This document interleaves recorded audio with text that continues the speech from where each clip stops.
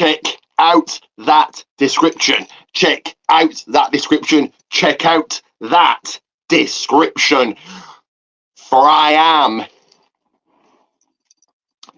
the golden one, making the cash, making the money, making the moolah, making all that dollar. I am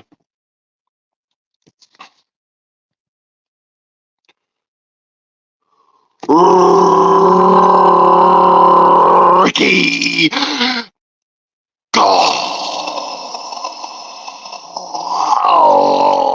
man. And this right here is a channel that wins every single game. The channel taking over cities, towns, villages, and streets. It is the People's Wrestling Channel. And this right here is the 2023 WWE Survivor Series watch party. Watch along, call it what you like. So, as always, I will be doing my blog throughout. As always, let me know what you're drinking, let me know what you're eating. I've got some snacks, I've got some beer. So let me know, what you're eating, what you're drinking. Get your comments, predictions, questions in. Let me know which match you're looking forward to. Let me know, do you think that the best in the world CM Punk returns? I'm very, very 50-50 on it. If you want to join me, let me know. I can send you the link and get you on.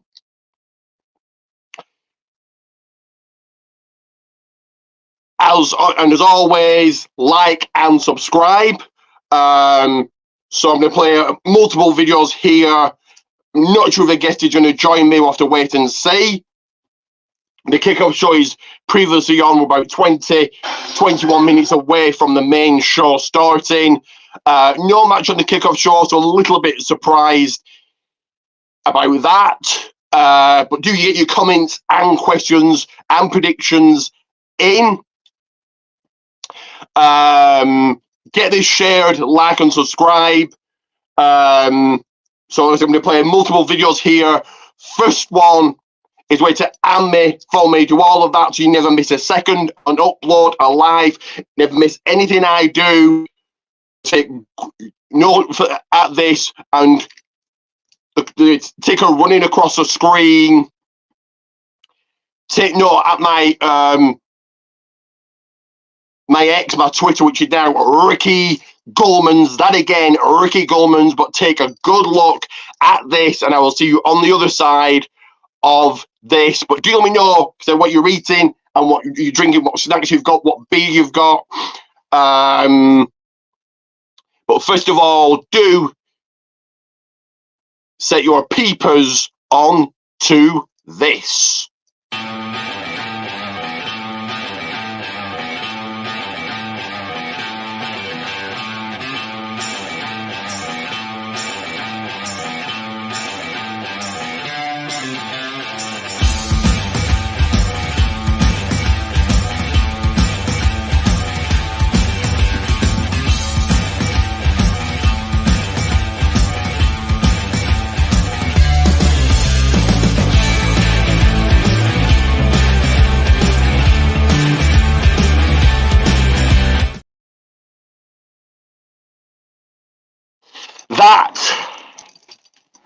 That is indeed right. All my socials you just saw on video, you see on screen, you see the Twitter, so the ticker across the screen. Ricky Goldman on X, on Twitter. Follow me, do all of that. So you never miss a second, you never miss an upload. So I want to go over what's coming up, and then I play a couple more videos. So I'm not sure if a guest is joining me or not. If you want to join me, I'll send you the link and then we can get you on. But do you get your comments in, hit like and subscribe. So coming up will be tomorrow, Journey to and review of Wrestle Island. Next week, journey to and review of Top Rope Wrestling. But it is time. It's Christmas soon. Into a number of weeks, about a month's time. I think we're about a month away now from Christmas. So you need to get the most sought after, the most asked for gift and presents this Christmas. Forget your iPhones, forget all your latest new gadgets. There's one gift and one gift only that you've seen on the catwalks. Even the celebrities are wanting a piece of the golden one. You can head to Pro Wrestling Tees Goldman's, but here is a little bit more information. I will see you on the other side of this.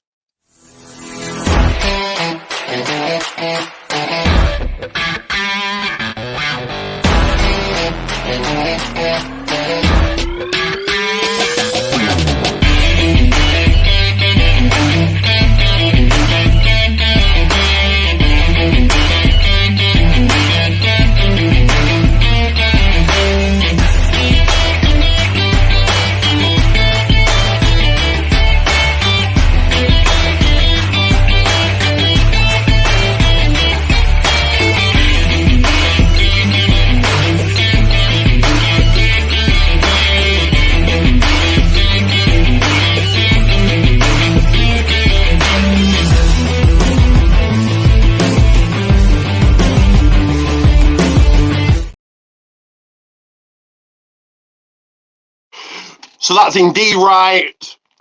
Goldman's one, Pro Wrestling Tees, head to it. All 6 designs. There's a new latest design, new latest t-shirt. Check it out. Goldman's one on Pro Wrestling Tees. That again, Goldman's one. You're also seeing my socials on screen right now, so I'll quickly run through them. So my podcast coming up in January. My Pro Wrestling Tees, Goldman's one. That again, Goldman's one. Follow me on X at Ricky Goldman's. WWA World Wrestling Alliance, Facebook Ricky JP, my link tree, and of course, like and subscribe to this. Also, do check out that description, because in it you will see PMP, Pancakes and PowerSlams every single Tuesday after NXT. A great show to watch, a great show to get involved in. Your comments will be shown on screen. We said a couple of hours after, an hour or so after NXT. The host, Dr. Chris Featherstone, provides a different subject every week. This week it was Survivor Series predictions, but for the last couple of weeks it's been Stack'em. So like the best matches, he rates the best matches, or the last Stack'em was the best in his best debuts. Superstars debuting and matches at Survivor Series. So that is PMP, Pancakes and PowerSlams, as well as head over to Sportskeeda. Give them a massive like, give them a follow, tell them I sent you.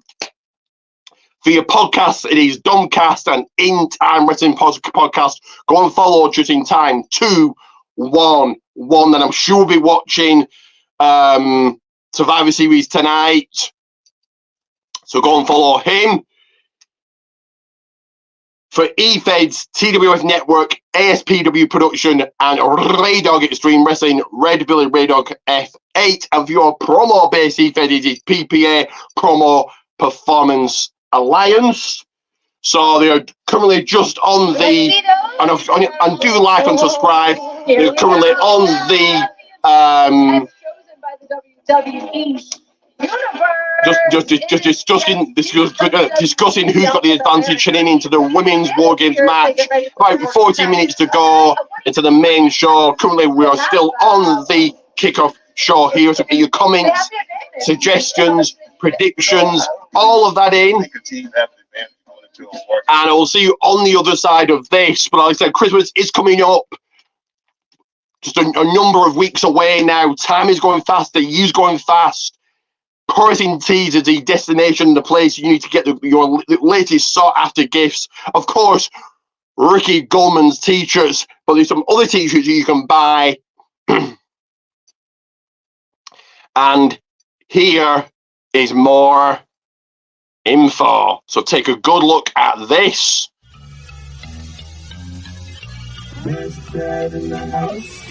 Welcome to my store on Pro Wrestling Tees. Check out my beautiful dog logo on this black t-shirt, or how about this waffle on this gold nice t-shirt we have here. And here are a few other designs.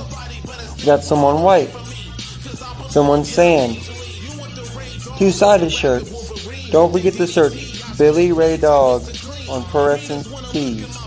Billy Ray Dog on Pro Wrestling Tees. With that on Pro Wrestling Tees, more shirts are always coming. That is right. You saw the video, you've seen the t-shirt, and now you've seen the link, Pro Wrestling Tees, Billy Ray Dog. And in fact, I have one of the t-shirts here right now. So these are the t-shirts you can pick up. You'll get shouted from this guy. And this guy is no ordinary person. He trainee wrestler and referee for Booker T's company. Booker T, now on the Kickoff Show, trying Ruffles, but Booker T's company, Reality of Wrestling. Billy Ray Dog is a referee there and trainee wrestler. And this is one of the t-shirts you can pick up. Like I said, you'll get shout-outs from this guy. Head over, Pro Wrestling Tees, Billy Ray Dog, support the guy, buy one of his t-shirts, and this is just one of them. So check out his latest designs and buy one of his t-shirts. As Booker T, like I say, tucks into some ruffles. Do you remember what was going through your mind right before you entered the ring? Like, what? And I'm going to play one other video and then get into what's coming up on the other side of this. So give me 1 second. And on day 1183, not only must you like and subscribe, get this shared all over the internet, but you must, on day 1183, you must acknowledge.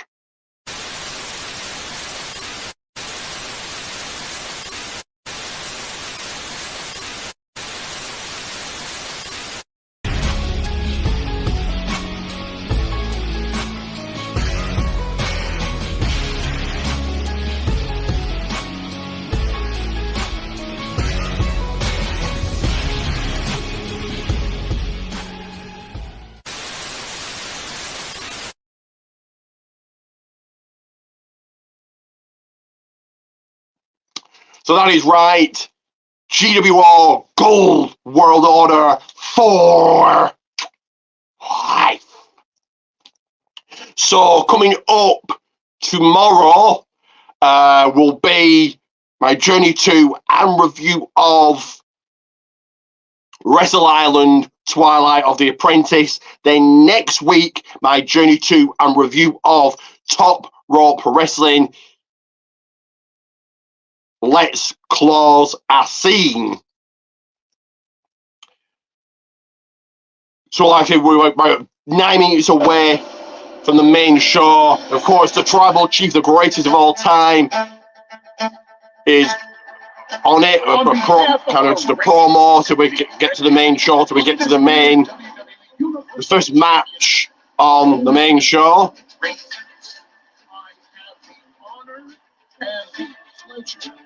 And discussing talking about Reigns next year, my brand new podcast debuts the first Wednesday of January 2024, and a great fitting name, and here's a hint, here's a snippet right here to whet your appetite. So here it is.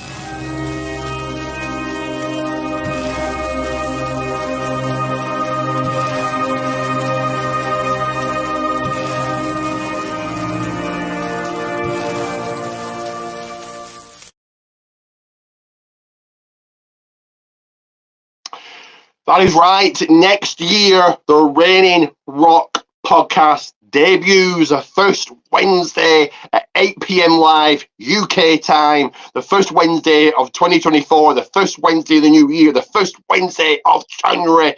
The Reigning Rock podcast debuts. We'll be covering plenty of things. Me and my co-host Ian, you'll have seen him in previous videos. Tune in, comment, do all of that, and who knows, you may be able to challenge him on a later episode for the title he still holds, and I think he wants to go on a Roman Reigns reign, because he's still the quiz champion. No one has able to dethrone him. So if you want a shot at the quiz championship, then tune in to the Reigning Rock podcast the first Wednesday of 2024, and me and my co-host Ian will be both vying for this right here.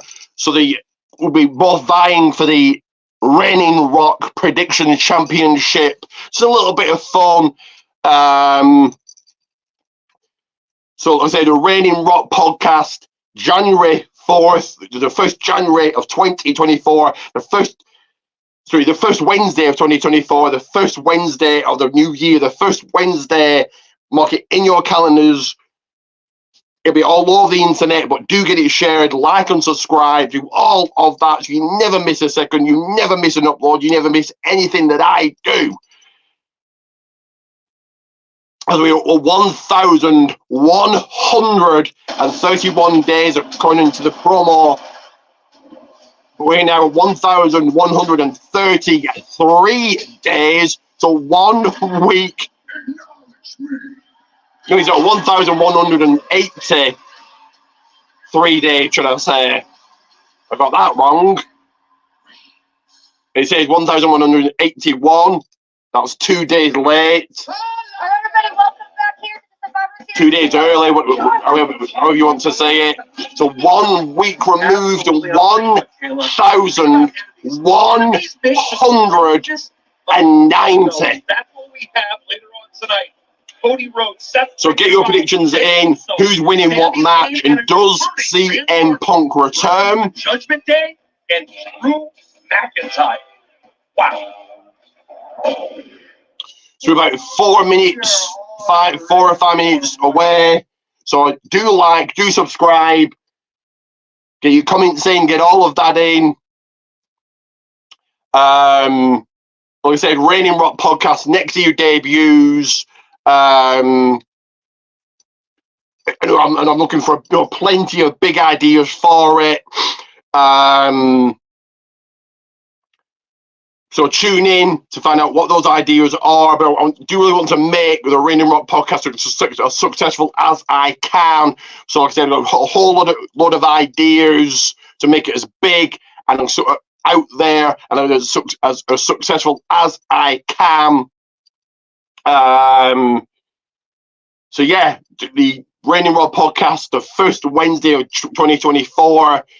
But for now, like and subscribe, get your comments, predictions, and all of that in, your suggestions, your questions, all of that. Like and subscribe, and I'll be back momentarily.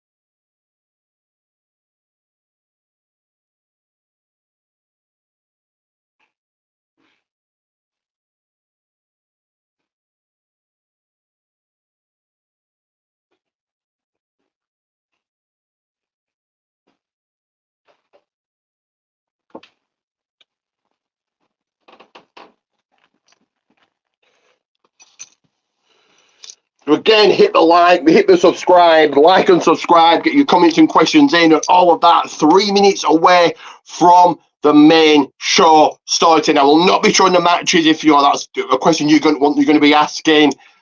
Can't be doing that. The best I can do, I'll do commentary on it. Also go and check out my predictions to see what matches I do and don't get right. But we're going to kind of do my own commentary on the matches. You'll hear the matches. That's the best I can do. But we were 3 minutes away, so does CM Punk return tonight? And who's winning both War Games matches? Who walks out Intercontinental champion? Who walks out Women's champion? And who's Dragon Lee or Santos Escobar leave 2020 Survivor Series 2023 as the winner? Like I said, 3 minutes away. And of course, a return of Randy Orton. With us is the Apex Predator. You're not just hearing voices inside your head. These people here tonight, their lives.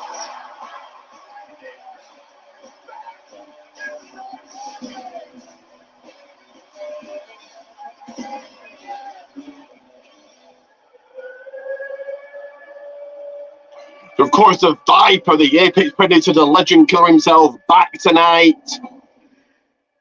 We're about 2 minutes away from the main show starting. Randy Orton is back as Cody Rhodes enlists his help to try to take down the Judgment Day. How big of a game changer is Randy Orton?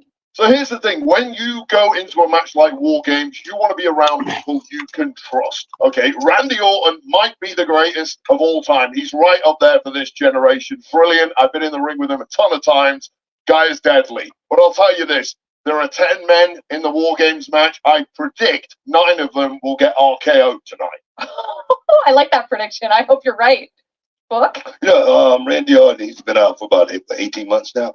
And they say in this business, time off is your worst enemy. So I'm wondering what Randy Orton, what version we're going to see tonight. But I'm looking forward to it. But the one person, the X Factor, is going to be that JD McDonough, that #1 stunner, the guy that look at, he's looking to make a move tonight and get caught up in the bright light. So keep your eye on JD McDonough. Now, for me, I'm keeping my eye on Drew McIntyre and how much his personal vendetta with the bloodline will play into this, either as being a benefit in getting Judgment Day the win, or maybe him getting too emotional and sort of taking his eye off the prize. All right, we got to go right into picks, guys. Wade. I think the unit of the Judgment Day is simply too tight for this hodgepodge of people put together on the opposition. It's Judgment Day who win tonight. Judgment Day. So seconds away from the main show starting. Get your predictions in right now. Does CM Punk return? And if so, whereabouts does he return? It is time for War Games. And it looks like a War Games match will kick off the pay-per-view.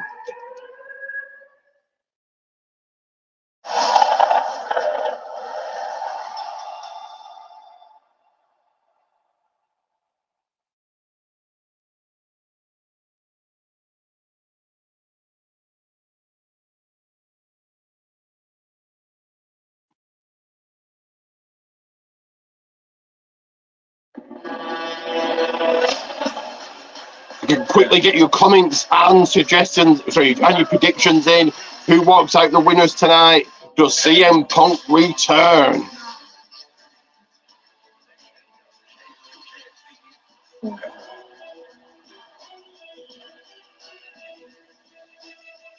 Together.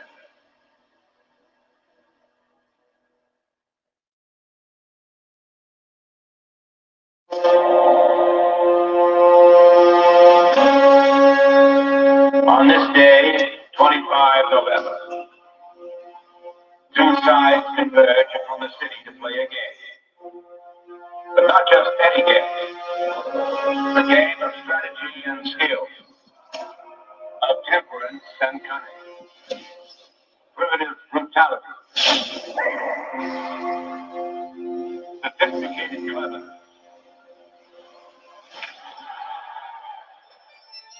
So gather the masses now.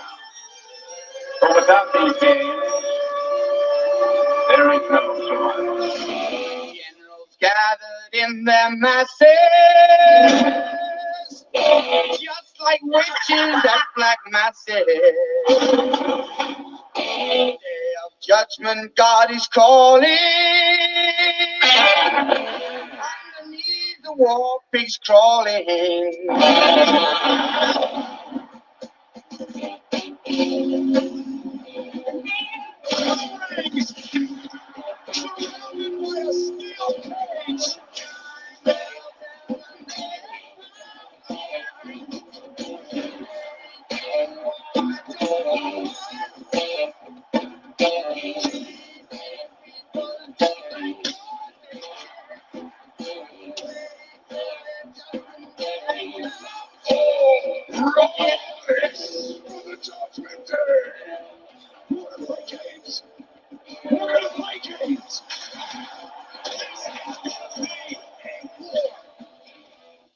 Is the message clear?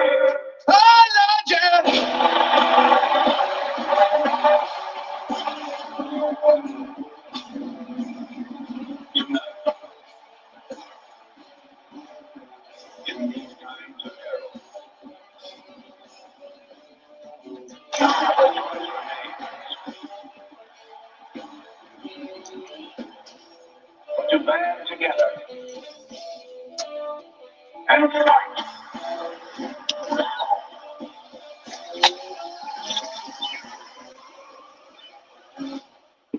Let the war games Games. And now, Credit One Bank presents WWE Survivor Series War Games.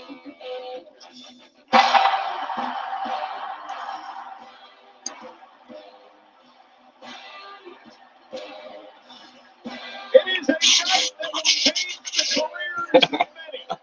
For good or for bad. You are looking live at a sold-out All-State Arena in Chicago. 17,138 WWE fans are here for the 37th annual Survivor Series. This edition, War Games. Ladies and gentlemen, welcome to the Thanksgiving weekend tradition known as Survivor Series. This is the second longest running premium live event in WWE history behind WrestleMania. Michael Cole, Corey Graves at ringside. It's an ice cold night here in the second city. It is red hot here in the All-State Arena. Bodies will be broken. History will be made and scores will be settled. Let the games begin.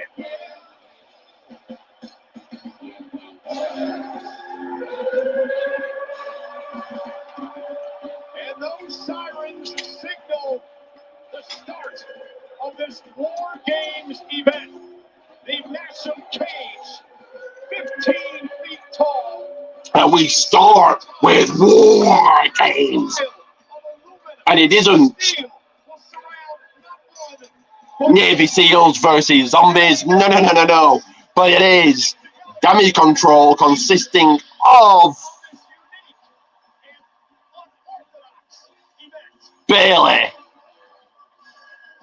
the WWE Women's Champion Io Sky, Asuka and Kairi Sane to battle and combat against Becky Lynch, Charlotte, Bianca Belair, and Shotzi. Time for War Games. Every 3 minutes after that, alternating members of each team will come into the match until all the competitors are in the ring. Once all the competitors have entered, War Games officially begins. And the only way to win the match is by pinfall or submission. And if you escape from the cage, your team forfeits. War Games.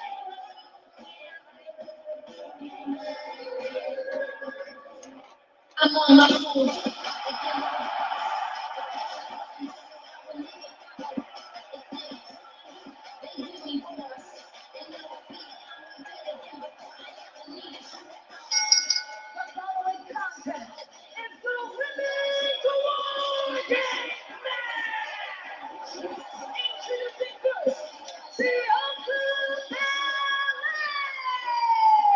Well, the captain of the team, Bianca Belair, entering a War Games match for the third time in her career. And Corey, it was revealed by the kickoff show that Bianca Belair's team will have the advantage in War Games tonight. Gotta be a fan Here comes Bianca Belair. Here comes Shotzi. This unorthodox young lady, who, let's be honest, Cole, is downright out of her mind. I feel like Shotzi jacket for the War Games, sort of Saw inspired. That's cool. She was a bit overexcited on SmackDown last night.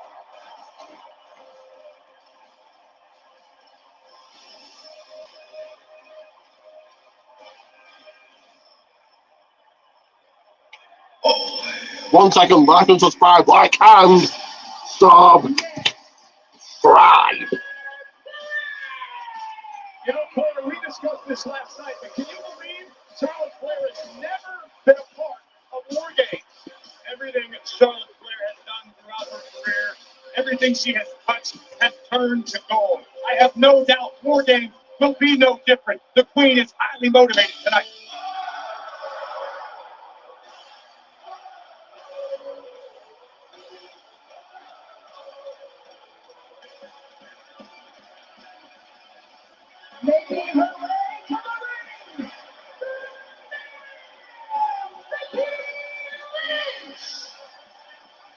It is Becky Lynch's second time in the War Games structure.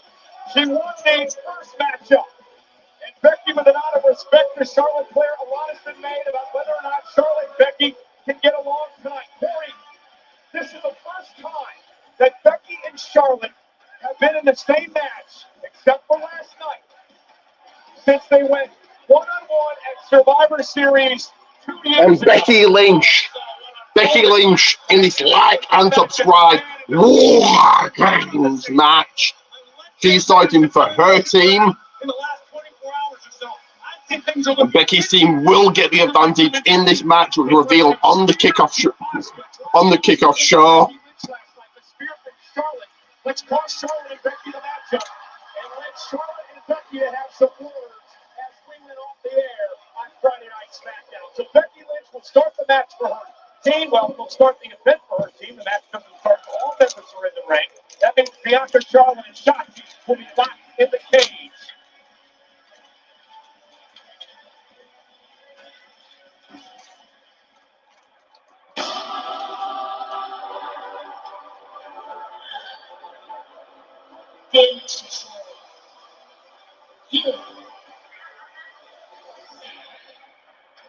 We got the power, we got the rage, control the stage, control the game.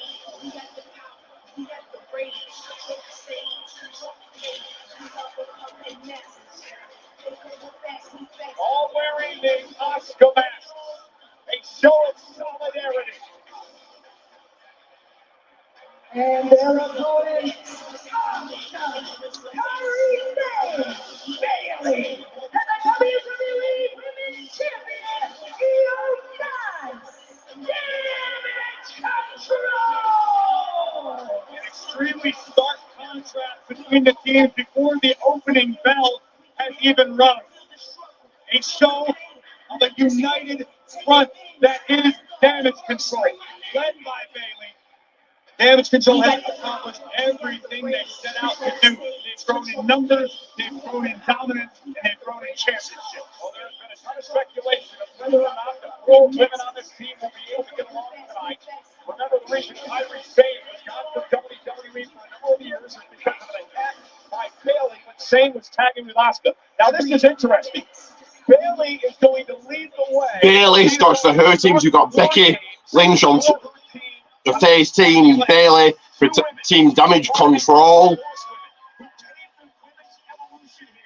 WWE. Just a few months ago, Bailey and Becky Lynch met inside a steel cage on Monday Night Raw, and Corey tonight, the rivalry renewed the start of War Games. Here we are in 2023, and for some godforsaken reason, Bailey's name is not spoken of in the same breath as the other 3 horsewomen. For some reason, Bailey still does not get the credit that she has earned night after night. The night that all changes. Yeah, Bailey entering the War Games for the second time in her career. To Corey's point, Bailey is a Remember to like and subscribe, get this share, go and check out my predictions, see what I get right, what I don't get right here. Like and subscribe. And this match tonight is presented by Ruffles. Ruffles have bridges. This is the second time that the All-State Arena in Chicago has held War Games. The first back in 2019, held by NXT. And here we go. Becky and Bayley start things up. 5 minutes until the next entrant in this matchup, which will be the advantage to Becky's team. Like and subscribe, back in a second. Get your comments and predictions in right now. It's trying to gain the upper hand. That's why likely Lynch and Bayley were chosen by their respective teams. You want to grab the upper hand and try your best to hold on. It's not easy to do, but it isn't impossible. So again, what's the strategy when the match doesn't even begin till all the women are in the ring? That's when the pinfalls to submission happen. I can beat the hell out of everybody. When you're in the ring, when you're Bayley or Lynch in this moment, the strategy remains the same. It's fight. It's swing at anything that moves. However, the onus should be on all the competitors who are still locked in the cages in the entryway. They have the benefit of a different perspective. They can essentially see the whole battlefield and detach them. Becky in control of it. Like and subscribe. I'll say it again. Like and subscribe whilst I was away. Such a good job trying to manipulate, stir the pot between Becky Lynch and Charlotte and Bianca and Shotzi. This expert level trolling last night. And now you need perspective with our camera that is perched on the top of the cage tonight. Becky sending Bayley to the middle of the ring. And now Becky Lynch has to roll through as Bayley ducks underneath and catches Becky with a kick to the midsection. So much history. Becky now coming. No. Now went back and forth. So many stories to talk about throughout this as we kick off Survivor Series tonight. No one really with the upper hand of Becky. No, Bayley. No. This crowd has been electric since we started. Sold out 17,000 plus here in Chicago. Electric is right there, I say, approaching nuclear. It is wild here tonight in All-State Arena. And down goes Becky Lynch. And a big clothesline, and she is fired up. Bianca understands that her team will get the advantage. They will have a participant. The next No, right. Becky seen the advantage in this like and subscribe. I said like and subscribe match here. Check out the ticker running across. Again, check out that ticker running across. All my socials are there. Bayley has now come back into this. Becky is sent flying into the cage, which Corey is so dangerous. Absolutely unforgiving. It will wreck your body. It will shred your flesh. It will leave scars that will remain for the rest of your career in life. Pretty strategy as it comes to the two rings.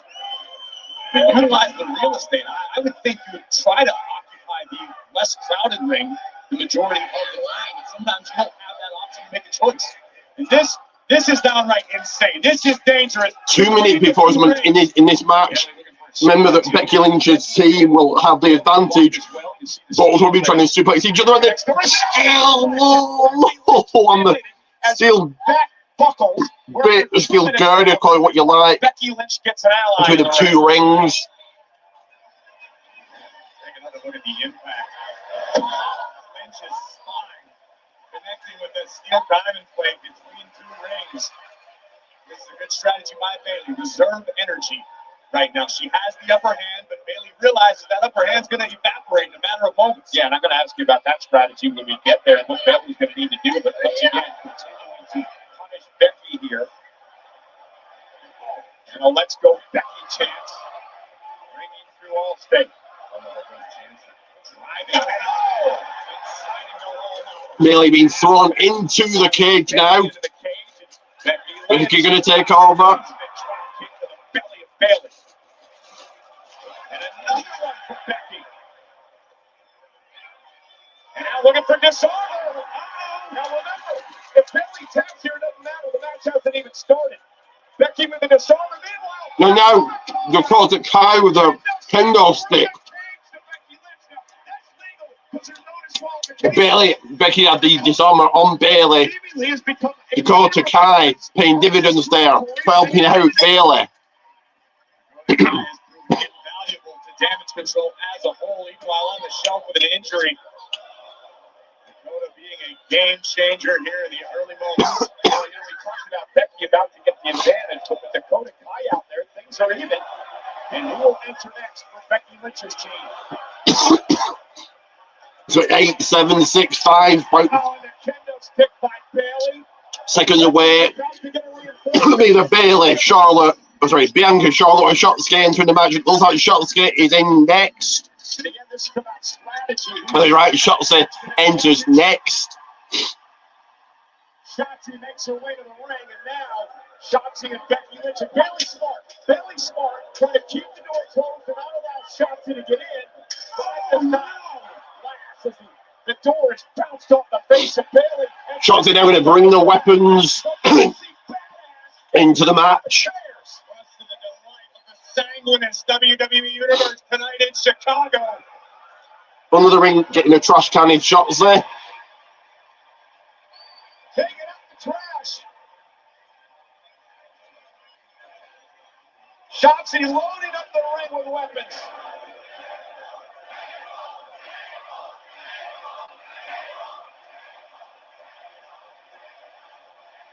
Things are about to get wild.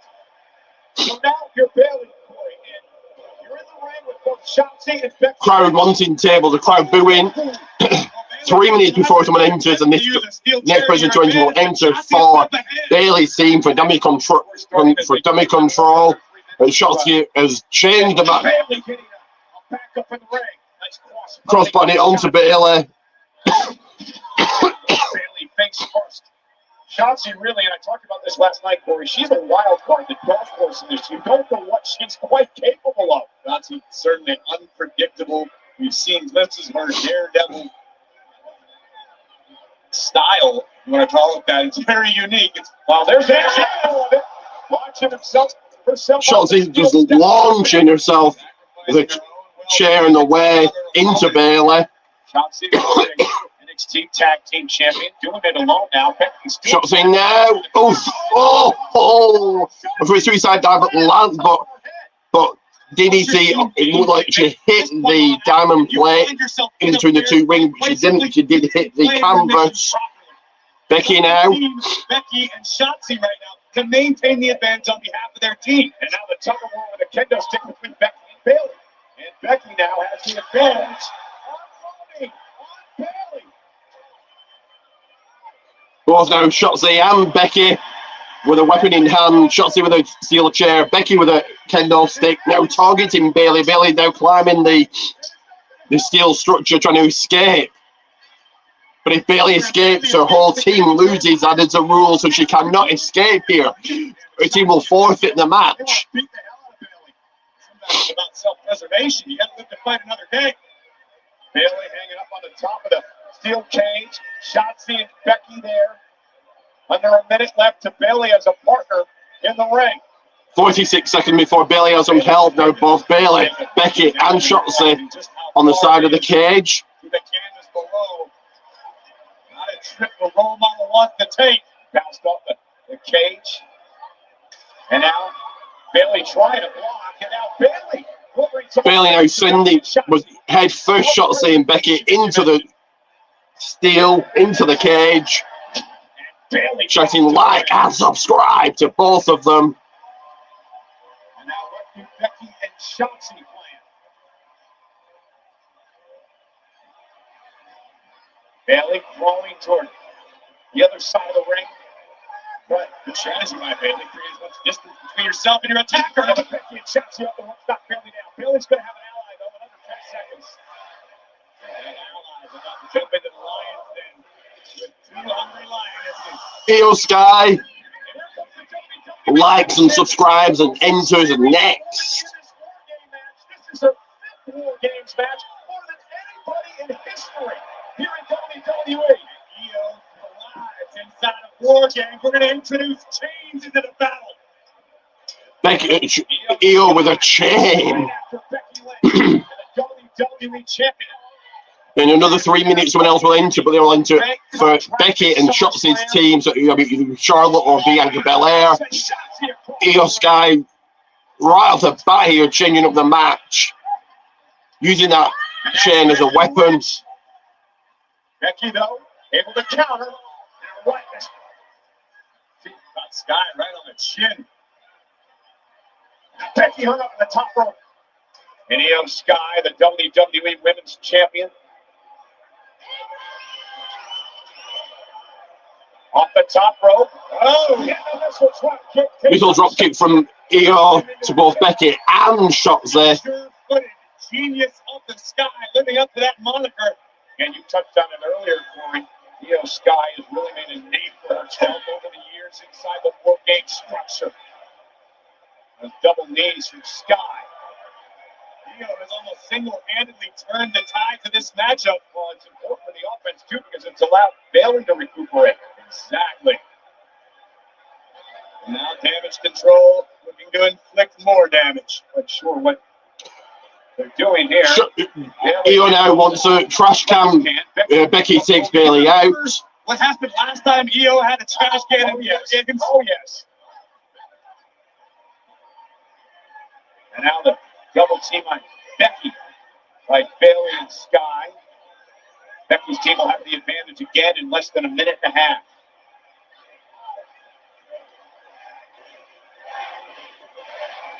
So about a minute and 17 seconds before someone from Becky's team enters, but now she's on the top rope being hit and whooped by both Io and Bayley.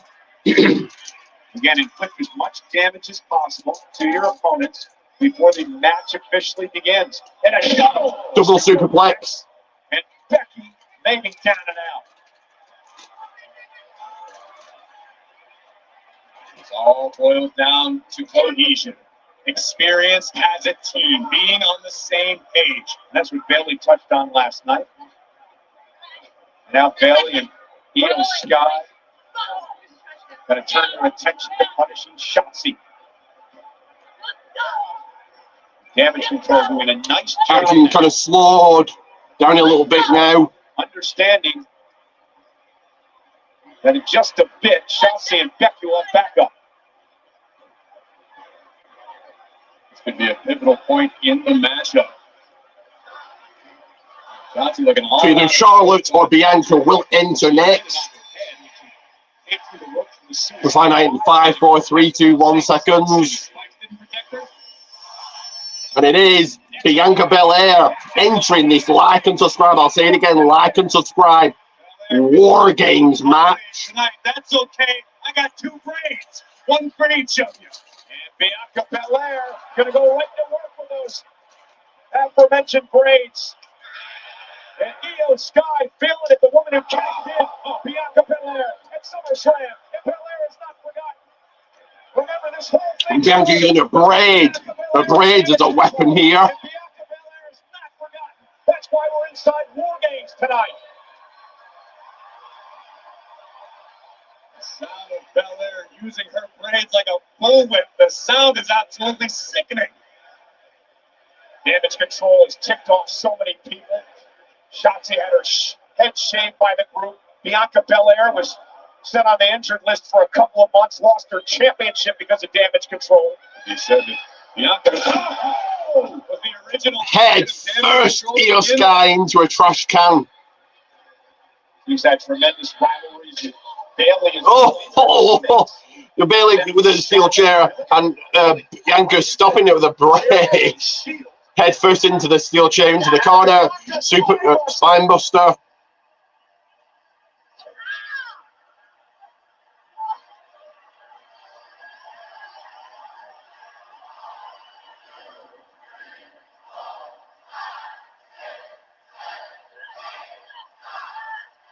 And now using her braid against her. Ingenious strategy by Bayley and Io.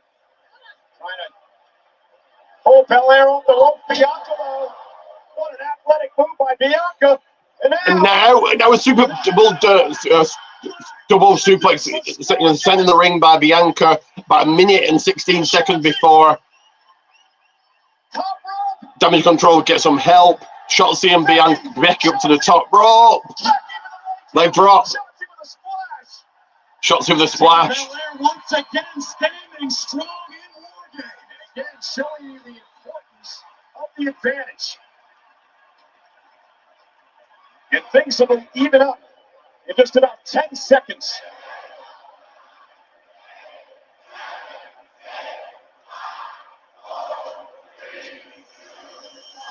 And again, Kairi Sane enters next. Kairi Sane is next to enter this match and taking as much time as you can, marching to the ring.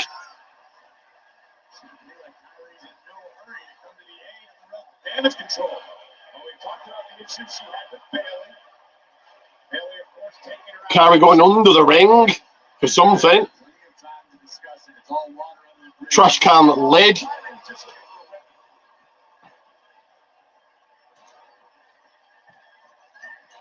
1 second. 1 second. Like and subscribe away. What like and subscribe me? 1 second, guys. I'll be back momentarily. Years ago. And using that trash can lid to her advantage. And now Kairi going right after Bianca Belair. And athleticism by Kairi Sane. Kairi putting on a show. Drop kick, Bianca goes down.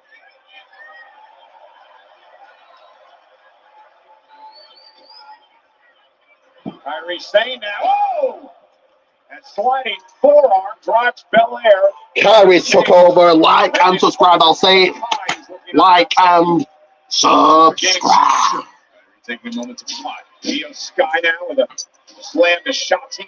Bayley goes to work on Becky. Now Damage Control is starting to slow the pace, Corey. Starting to take over. Things are looking very, very bad for Miss Shotzi right now.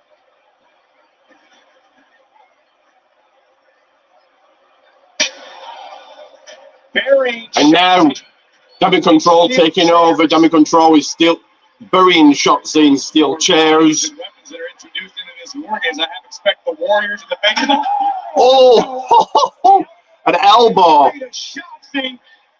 Carrying elevated into the air. Elbow. Damage Control has completely taken over this match. Look at this. Io providing the assist from an extra height. Kairi Sane with an elbow on top of the chairs, all into the guts of Shotzi. Kairi Sane with a big smile on her face. Bianca gets a reinforcement. That will be the final entry of the match. Charlotte Flair, final entry of the match for Belair's team in just about a minute. About a minute away from Charlotte entering this match, but in control now is Bianca. Throwing her into both Bayley and Io. Bianca Belair asserting her dominance. Bianca, Shotzi, and Vince with a few extra moments to recover, to regain their bearings as Damage Control is down. And in just a matter of moments, as Charlotte Flair joins this fray, we'll see if she and Becky Lynch had actually put their differences aside for the sake of the team tonight. Kairi with a chair in the spine. Bayley went to Belair as well. And once again, Damage Control. Hats off to this point. And Damage Control really took over, but Charlotte Lynch in like 10 seconds. The original, the OGs in this War Games matchup, but here comes the Queen. First time ever in her career, the 14-time world champion, Charlotte Flair, will enter the War Games structure. And once again, Bianca Belair's team has the advantage. Charlotte is in, fourth and final member for their team, but Asuka's still going to enter this match before the match can even begin. Including War Games. Now Charlotte and her team have 3 minutes to do the most damage they can before Bayley's team evens the odds. This one could be all but over by the time the clock strikes 0 again. Charlotte Flair, the advantage for her team. Kairi Sane had nothing to do with the Flair chops. She actually fell out of the corner trying to avoid him. Queen flexing her ferocity. Charlotte with the chops, making a difference right away. And now, a totally slam into the ropes to Kairi Sane, and a 14-time champion, a tag champion, a Royal Rumble winner, one of the greatest of all time, Charlotte Flair, trying to take over this match. Charlotte now. The power of Charlotte Flair. And going into the steel, into the cage. Falls into the mat, falls falling from that, I gotta feel like a cheese grater down your spine if you're Io Sky. Now, Kyrie and Bailey, a double team on Charlotte, sending her into the other ring.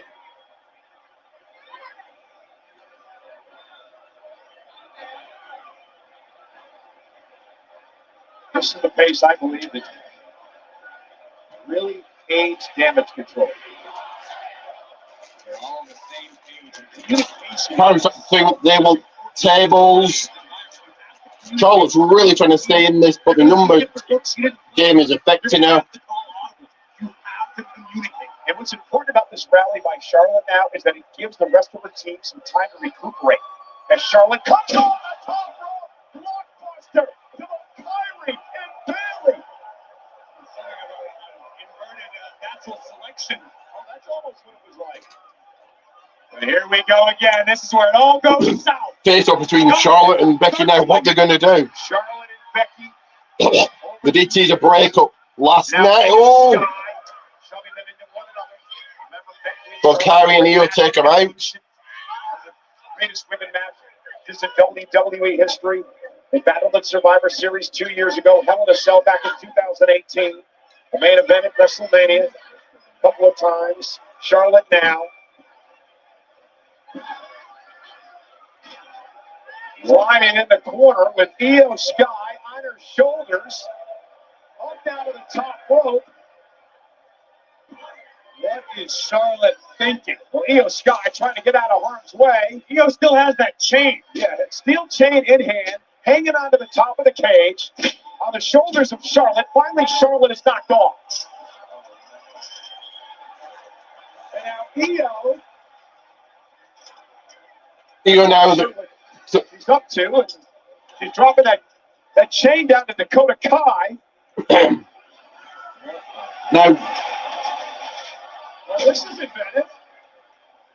so, okay, Io's now got a steel chain, giving it to Dakota inside the ring, hooked it to a trash can, and now bringing the trash can into the cage. Very inventive. Io Sky now has a trash can in hand at the top of the cage. Here, Io's every move like Jacob Marley up there in War Games. That chain clanging around everywhere. What is she doing? What on earth does Io Sky have in mind here? She's standing on the top of the cage. Io now, all of them look on. Jim Cornette's going to hate this match because all the other men are just standing there. She's the genius of the sky, but this is ridiculous. Yeah. So she takes out all of them, including her own team members. She leaps off the cage, trash can over her body. As all of the other men just stood there looking on.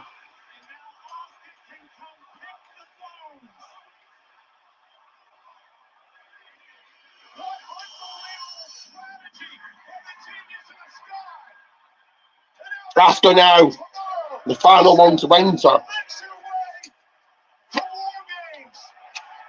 As she enters, this match starts.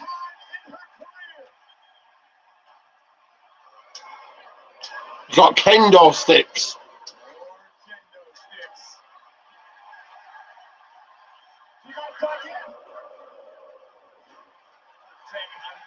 The crowd keep cheering for a table when boo. When Asuka's getting out trash kendo sticks. You watch yourself like a warrior. You barely hear yourself think here in Chicago because Asuka decided to introduce a table into the battle. And Dakota helped Asuka bringing a table and a fire extinguisher into the match. Sticks, fire extinguishers and tables. And now Asuka is in the ring. The match can now begin.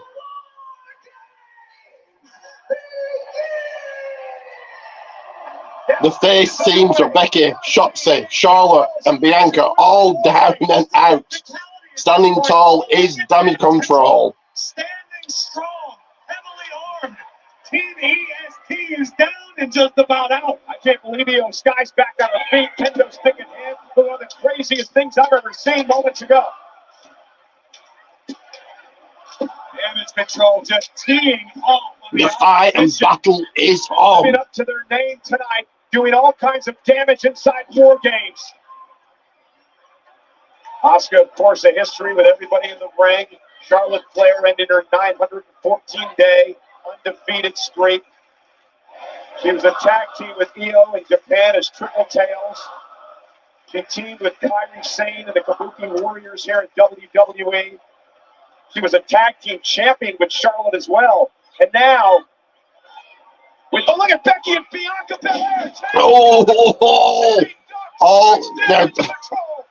All the damage control, drop kick to both Becky and Bianca, Genius strategy. who were chained together. Brilliant way to neutralize the other team. By any means necessary, you don't want anybody interfering with the damage you're looking to inflict. Belair down, Bayley grinning from ear to ear. The death-defying act of Io Damage control very much in control here. Shotzi now back into it. Shotzi, they forgot about Asuka with the miss.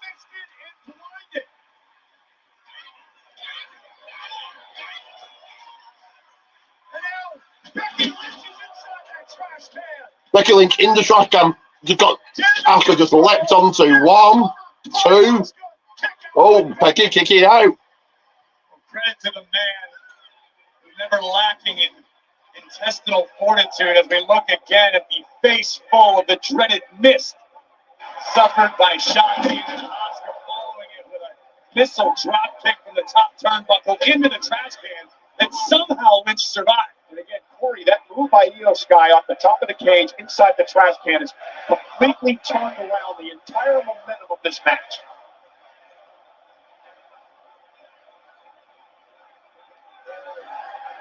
And I think with the most disturbing aspect Now the table coming into play. are the smiles on the faces of Kairi, of Io, of Asuka, of Bayley, who are enjoying every second of this. And there's been so much speculation that they wouldn't get along, that they wouldn't function as Now a unit. Io with a trash can no stick as the rest of damage control setting up the table. Unbelievably well here in this match tonight. Teams always get along when there's a W at the end of the story. Or when it's self-preservation in an environment like this. Kairi just driving the edge of the kendo stick into the rib cage of Becky Lynch. Again, the match is officially underway. Pinfall or submission will win this.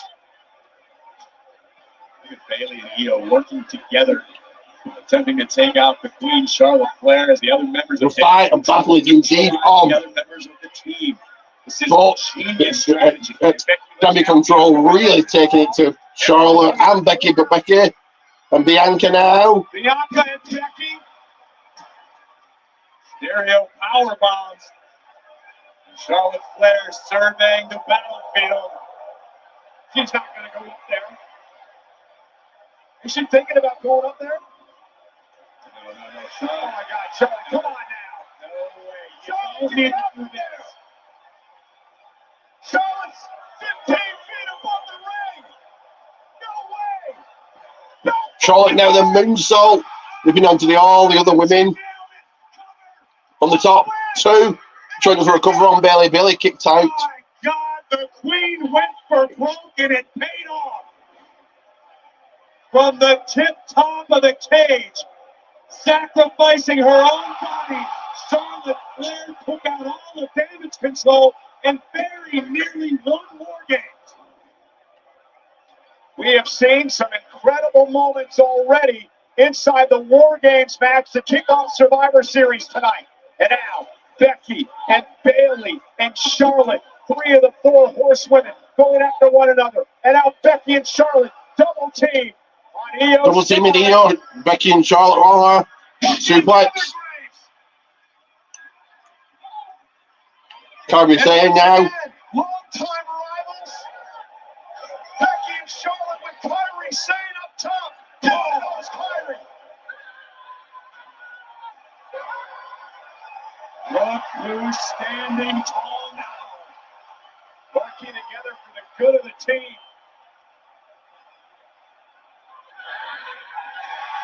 Now Becky and Charlotte hugging.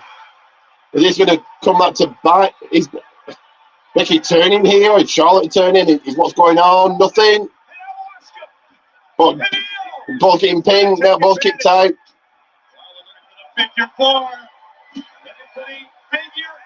It's a great by Charlotte. Disarmed by Becky. Carrie going up to the top rope. Bridge up. Becky trying to fully extend Asuka's arm. Yeah, figure eight in now by Charlotte. Armbar in by Becky. Kyrie and Bailey on the top ropes. Bailey now with a elbow from the top. Kyrie with an elbow from the top, but landed onto in Becky's knees. Kyrie into the disarmer by Becky Lynch. Bailey takes out Becky. eBay just turned Lynch's lights out. Big right by the EST. And now Bianca, Oscar on her shoulders. Shotzi. Shotzi now, back into it. Shotzi covered to put Oscar away. Bailey saving the matchup. Flying right over and almost taking Charles Robinson's head off. Bailey right now is the MVP for damage control. Keeping this matchup going in the face of adversity. My goodness, what a sequence of events. Save after save, initiated by Bailey. Bailey, an incredible performance so far in this match. And she was the one people were worried about. And now Becky. Becky now. Becky back into this. And Bailey looking for the Rose plant. Bailey could do this, but no. Oh, Shotzi now. Quite get there because Shotzi got involved. And now Shotzi, down goes Bailey. Oscar looks at the middle. Oh! Oscar's going to spray the mist, but Bianca there with a trash kendo stick, the fire extinguisher. Oscar now with a treat. Eon now with a chair. Shotzi now back into it again. Oh! For the elbow. By Carrie. She had all of the elbow, the trash can lid. Charlotte now is back into this. And Charlotte looking for a spear to put this match away. And Bailey. Spear to Bailey. Charlotte spearing Bailey. Shoving Kyrie out of the way. And now Shotzi, top rope, and Senton. Shotzi now. Bianca's going to hit the KOD.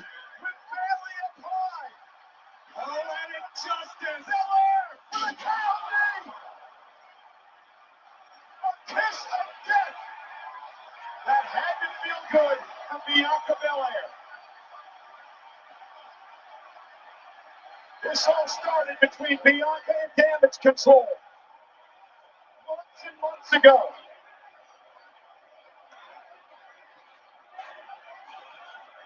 And now Bailey, who can barely stand. Now taking the sweet time. Becky wants Bailey, which would put a rock bottom or Manano onto a table.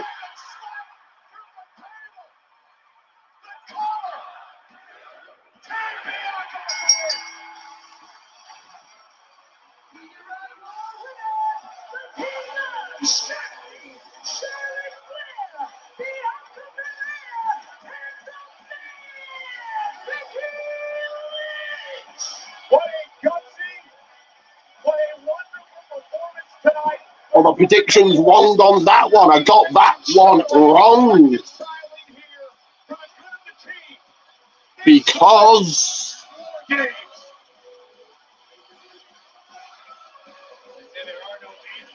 surviving and winning. Tonight, these four women survived hell and will live to tell the tale. Are the team of Gutsy performance by Shotzi, powerhouse Bianca Belair, Becky Lynch, Charlotte, and Shotzi take the win in this one in Women's War Games.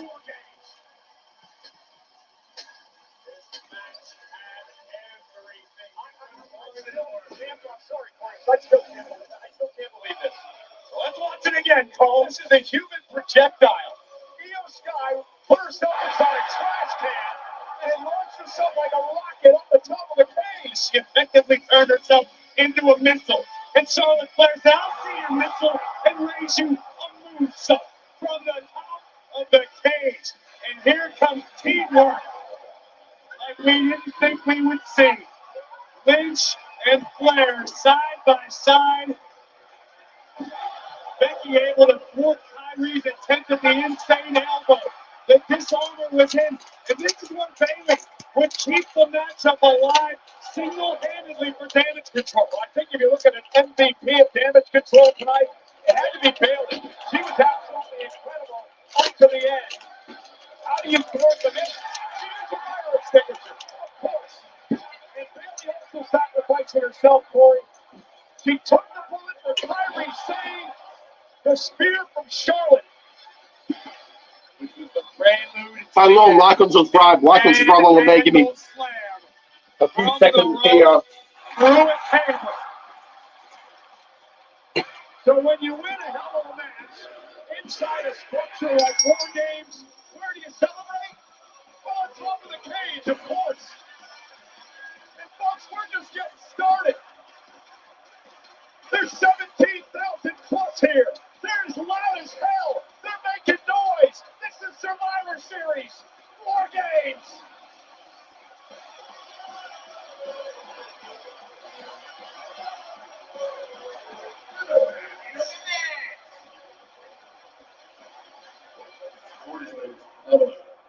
Okay, Chicago would have loved me. Us, Joseph. Chicago would have loved us. We think it's next home. No, but yes, Hello, is that some cheddar and sour cream crisps? Would you call them crisps? The chips. That's a crisp. It's a chip. Crisp. Chip. Crisp. Chip. Hey, see what you did now? That's my favorite role. Come on now. Clean it up now. Unbelievable.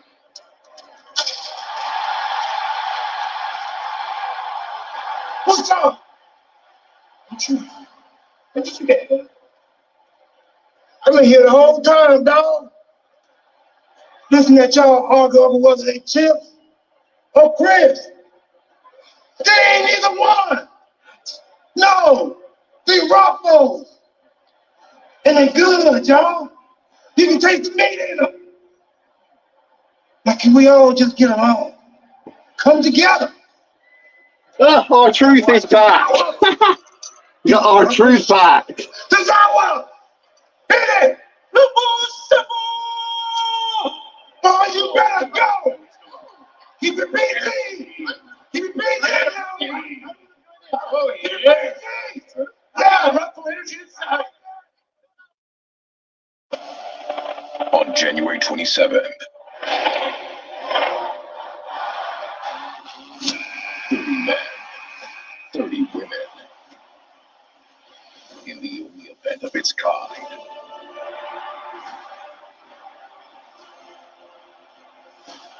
The legacies will be written and dreams will come true. Everyone's talking about WWE Royal Rumble.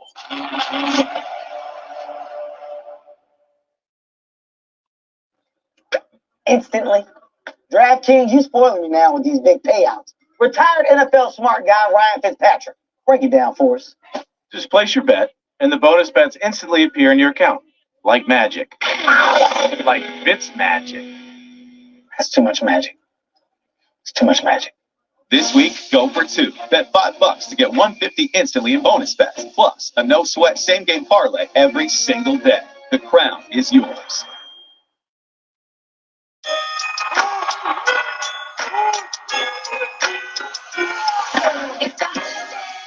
Everybody get it, get new jewels, new cars, it's a new outfit. It's a holiday.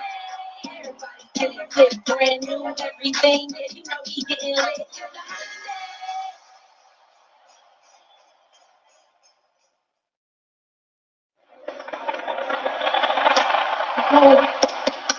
Jay. Ready? Yeah, no, we're good. There's something that is worrying me just a little bit here, and I don't want to raise alarms, but Randy Orton is still not here. So, Bro, I knew this would happen, Moose. Why would he be here, Moose? Why would he team with me? We put him on the shelf almost 2 years ago, Moose. Why would he be here, man? Man, it's my fault, Moose. It's my fault if you don't show up. No, listen, hey, none of this is your fault, okay? Let me tell you something. Whether Randy shows up, whether he doesn't, there's some history here, all right? Last year, we went to war games together. All right, we came out stronger on the other side. Tonight, whether Randy's here, whether he's not here, we go to war together. No matter what happens, I got your back tonight, man. We do this together. Thanks, man. Right? Yeah. I'm gonna go call that phone. Yeah. Let me know if he says anything. To hear me. Orton's not there yet. So CM Punk. What he's saying? The official theme song of WWE Survivor Series War Games. It's from the album Paranoid, and it's available now on Apple Music and Spotify. Well, don't go anywhere as the 8-time Intercontinental Champion, the A-list of the age, takes on the longest reigning Intercontinental Champion. Next up here is right after this break, for our subscribers of Peacock Premium Plus, let's take a look at where this story started. The longest reigning Intercontinental Champion in WWE for the Intercontinental Championship, the longest reigning IC heavyweight champion, Gunther, will put said title on the line. I'll put it up against The Miz. Champion of all time. I elevated this championship to heights never seen before. Over 500 days as champion. I am now officially the longest reigning and greatest. Give me 1 second, guys. In history. Ladies and gentlemen, please give it up for the Ring General.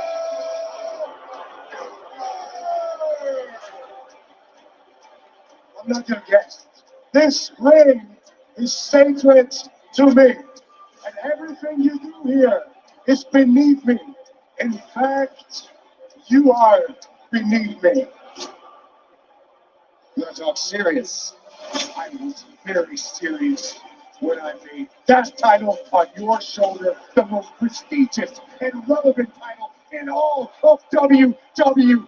And I have no problem doing it again. What you gonna do about it? Like always, nothing. Well, Miz has had enough. And even with the numbers against him, it's not there with a shot. Who do you think you are, huh? You are not in my league.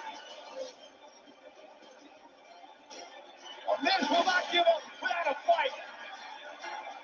And Gunther. Should have just let it go, Miz. I don't think you understand who you're dealing with. You don't understand the difference between longest reigning and greatest Intercontinental Champion of all time. Who's going to Survivor Series for the Intercontinental title? Oh, you gotta be kidding me. Miz stacking up Reed. Ivar on top of Ricochet. The Miz won it. Mike, let me clarify something. I just have zero respect at all for you. If you don't respect me now, I will beat it into you. I see for you some little weirdo that got bullied in high school. You do not belong in my ring. The only place you belong is with all those other weirdos that are just like you. I think you haven't been bullied enough. Come on, do something. Simple and insecure.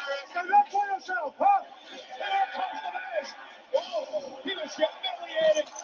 You are not the man you think will do whatever it takes to survive. I will do whatever it takes to win and become a 9-time Intercontinental Champion.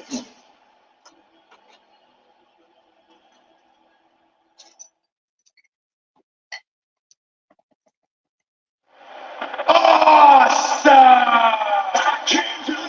And he becomes the challenger, The Miz. Obviously, my pick is Gunther here to retain.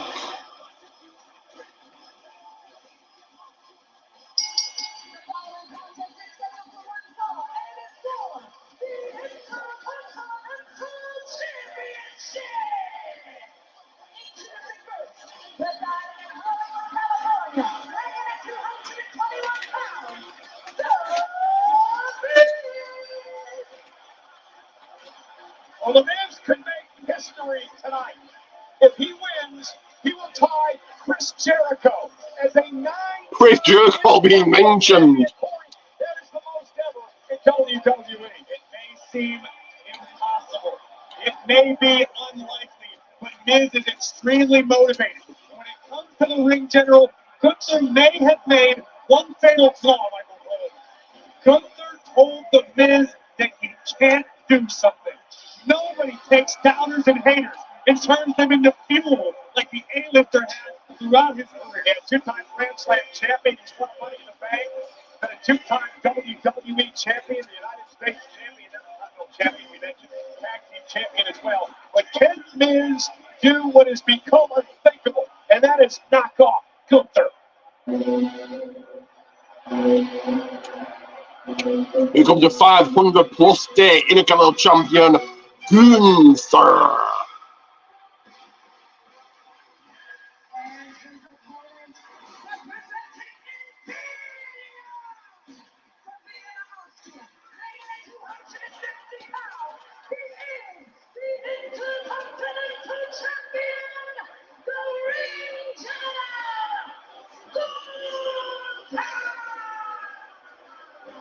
Okay, Corey, when we talk about Gunther, we've got to talk about the numbers. And I'm going to throw some at you right now. This man is the longest reigning Intercontinental Champion ever. Tonight marks his 533rd day as Intercontinental 533 days. In comparison, Wow. Miz's 8 reigns as Intercontinental Champion combined only add up to 592 days. Absolutely incredible. But this man Gunther is a clown. There is no doubt about it. Every time we see Gunther compete, we are witnessing something special. Perhaps a once-in-a-lifetime type of athlete. You want to talk about numbers, Michael Cole? Count this for a number. I was looking up the betting odds for this matchup. You want to talk about prohibitive favorites? Gunther, a minus 5,000 favorite in this matchup. A couple of other numbers to throw at you. 1 hour, 11 minutes, 40 seconds. The longest any man has ever been in a Royal Rumble match. And Gunther has not been pinned in almost 2 years since his main roster debut here in WWE. So that's the mountain that Miz has to climb tonight. So what does Miz do to knock down the champ? Miz has to go back in history. Miz needs to dig down deep and remind himself what he's capable of. Miz is a man who headlined WrestleMania. Miz is a man who, in the very same record book about that WrestleMania, has a W next to his name over John Cena. Miz has the tools. He just needs to remember where he stores them. I want to give a shout out to John Chick from our WWE social media team, providing me with a lot of these stats tonight.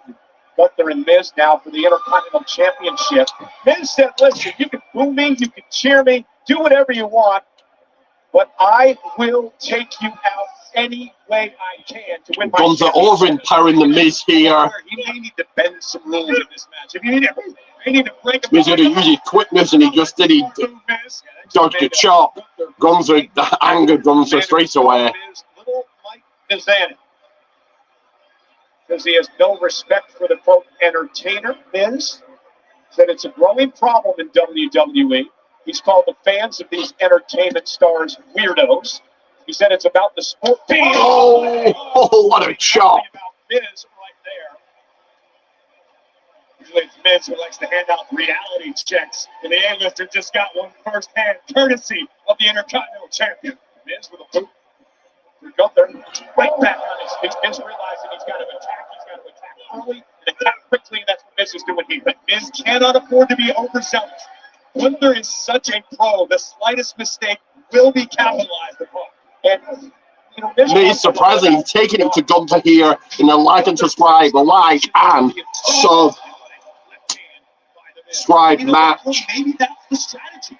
Maybe This is totally get inside the surprising here. Make Gunther make a mistake. And Miz trying to hang on to Gunther's trying to drag Miz back in the ring. And look at Miz. Miz now attacking the leg of Gunther. Smart move by Miz. This is what we need to see out of Miz. Miz needs to be ferocious tonight. Damage the big man. Now looking to wrap Gunther's leg around the ring post. And suddenly, Now Miz wrapping Gunther's leg around the ring post here. instincts of the Miz. Gunther may be making the error of overlooking the A-lister. That's a very real possibility. Many superstars have done it. Look at Miz. Miz, look at it.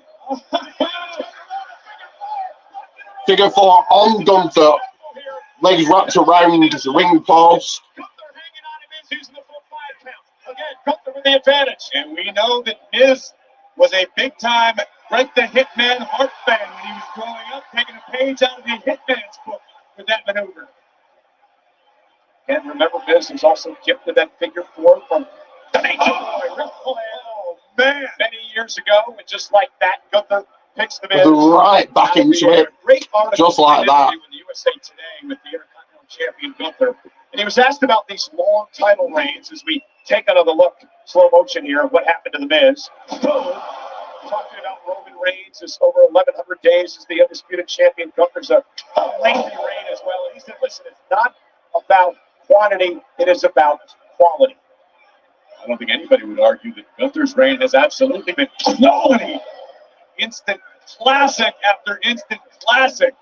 And now Gunther just punishing Miz. And you have to wonder if Miz had his flurry in this match. Gunther very much back into these chops and big boots to the Miz. Made him the great Intercontinental champion that he was in the past.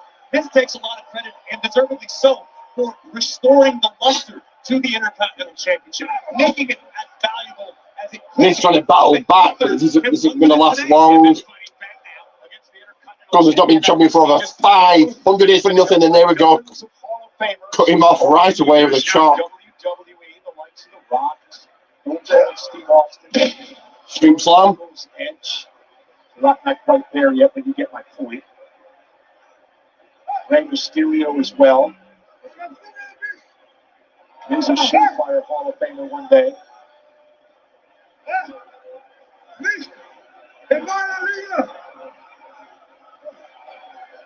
I don't necessarily know that I agree with Gunther questioning Miz's passion for this business. Look, Miz has been wildly successful. He has had a hell of a career. To your point, a future Hall of Famer. Miz doesn't need to be putting himself in these situations. Miz can be an entertainer if you want him. He can do Dancing with the Stars. He can have different TV shows. Oh, what a German. But this is what Miz wants in his heart, to be a WWE superstar, to be a legendary WWE superstar. And tonight would be another giant leap towards solidifying his legacy. And he has accomplished all that, Corey, but he is in there right now against a machine, a cyborg known as Gunther. He is just straight ahead, physical. Nothing pretty about what he Gunther does. taking it to the Miz now. This championship reign. He said it was necessary to finally set things straight here in WWE. Oh, what a boom! Oh, a massive boot to the Miz. Knocking him out cold almost. And of course, Gunther, as he take another look, bang! You may not agree with his actions. You may not like the way that he carries himself, but there is no doubt Gunther is absolutely incredible at what he does. And you have to respect what this man does inside the ring.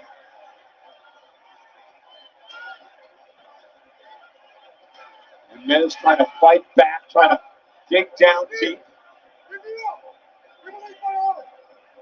Gunther looking Now Miz guns are going for a powerbomb. in addition to perhaps the Miz's back. Miz up top, trying to fight back. Gunther taken down by Miz, and Miz may have a bit of an opening here, but can he capitalize? He certainly shook the equilibrium of the champion in a smart move, attacking the knee. Miz trying to get back in this. Miz back to the knee.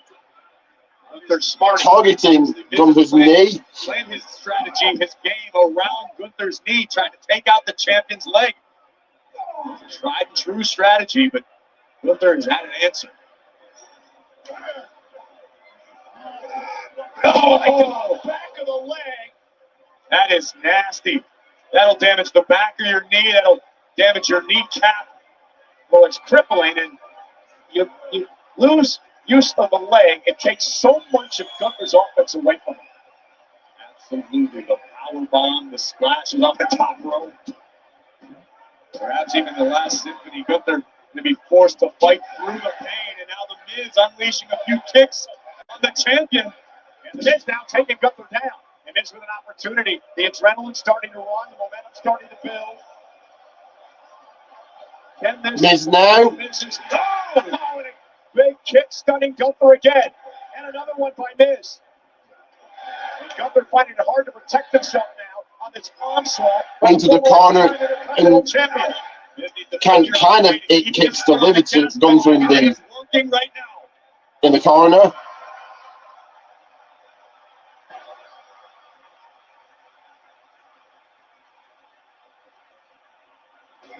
Driving Gunther into the corner again, and a big chop as Gunther tries to fight his way out. Gunther fighting back. Gunther clothesline. He's turning around into a DDT. DDT covered out by Miz, and a kick out by the champion. Lister had to reach deep into his arsenal to pull out that satellite DDT, but it still was not enough as we look yet again. Unusual offense from the Miz, effective. Spiking Gunther, but not enough to crown a new champion. Miz now going for a skull crushing finale. Reversal. Oh, they're up onto the Miz, into the corner. Gunther looking for a power bomb. Power bomb. I say 1, 2. No. Miz kicking out. Two eyes, but I still don't know that I believe it. The Miz just kicked out of the ring general's powerbomb. Gunther has broken countless opponents with that very maneuver. And Gunther can't believe it either. Miz trying to shake the cobwebs. I don't think Gunther was expecting this type of match tonight from the Miz.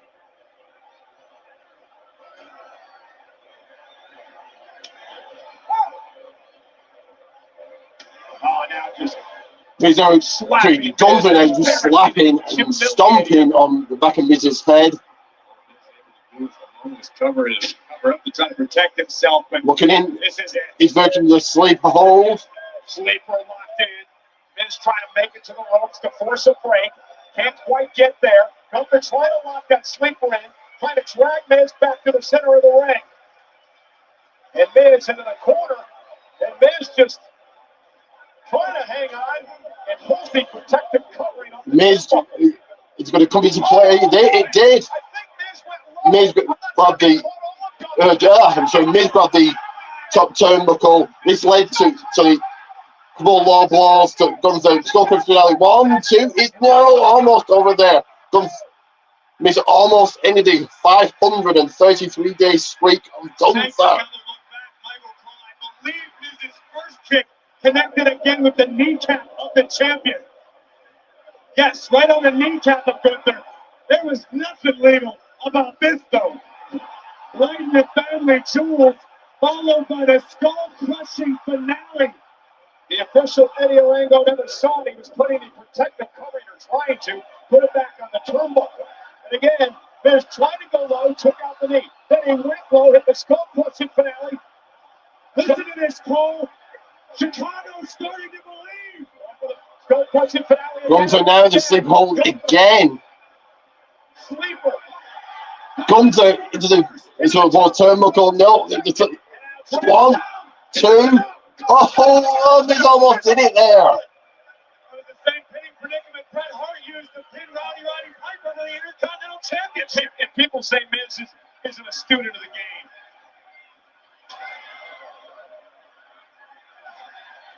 Miz going toe-to-toe with a rough and tough check. Oh, my goodness. That clothesline there may quell the rally.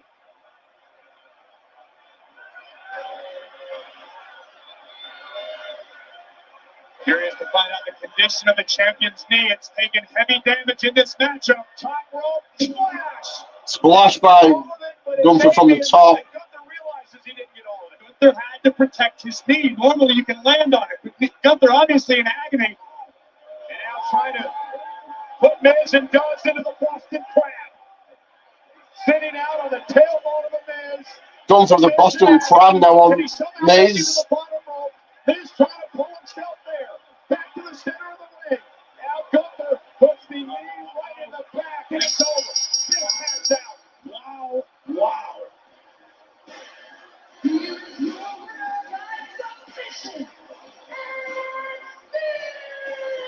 And absolutely no shocker there.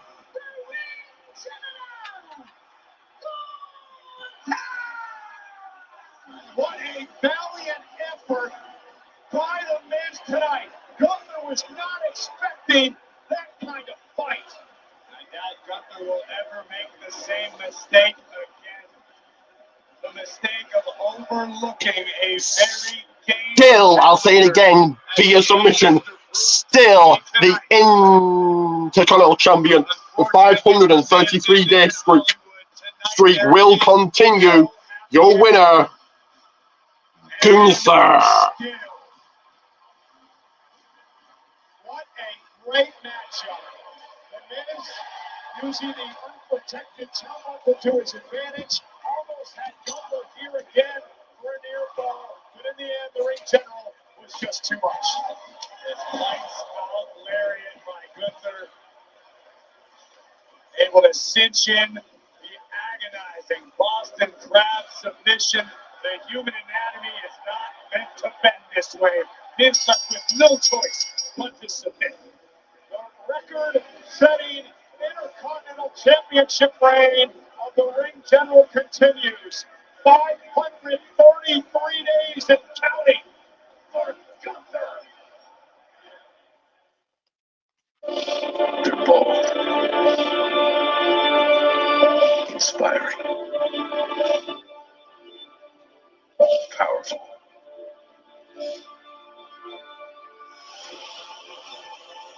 Take 1 second, guys. Feel like a champion, and so much more. At WWEshop.com, now a Fanatics experience to not only save up to 30% off site-wide.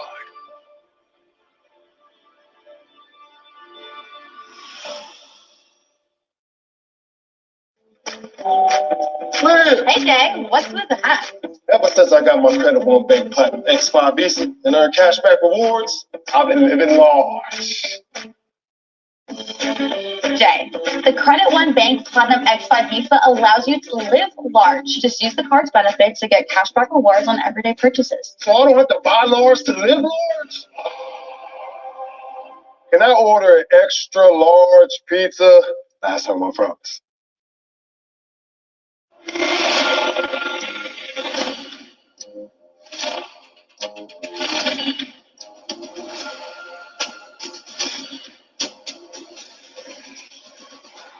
The ultimate fan experience. The WWE Experience. Coming January 2024. Riyadh, Saudi Arabia.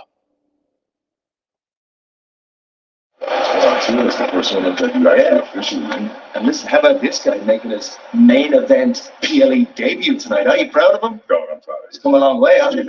What's up, boy? Oh, hey, Dom. So, Dirty Little Birdie told me that Randy's not continuing. Shocker. What did he say? Listen, the way I see it, he either no shows, and it's 5 against 4, or he actually shows them. and poisons them from the inside. Either way, the Judgment Day jacked the battle tonight. Now I'm gonna go find Drew, tell him this news. Also, tell him about that thing. Oh, Cream always rises to the top, boys. Will Randy Orton show up tonight? Well, Survivor Series action is non-stop, and when we return, the young and exciting And Dragon next, Lee steps in to avenge Carlito and Rey here, Mysterio against the vile former LWO member. we go on to what was meant to be Carlito, but it is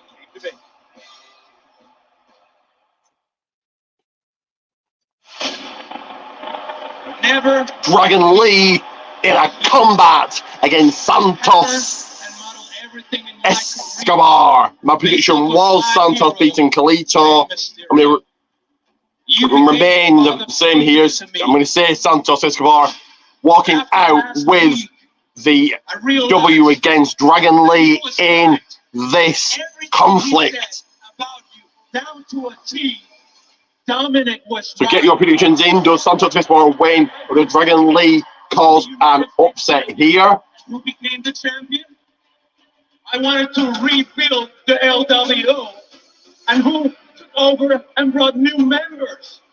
New members like Lito. Hey, wait a minute, look at Escobar doing nothing right now.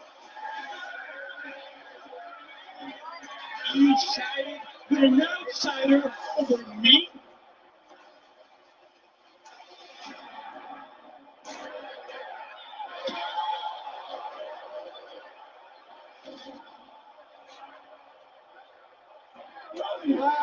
You're a hero.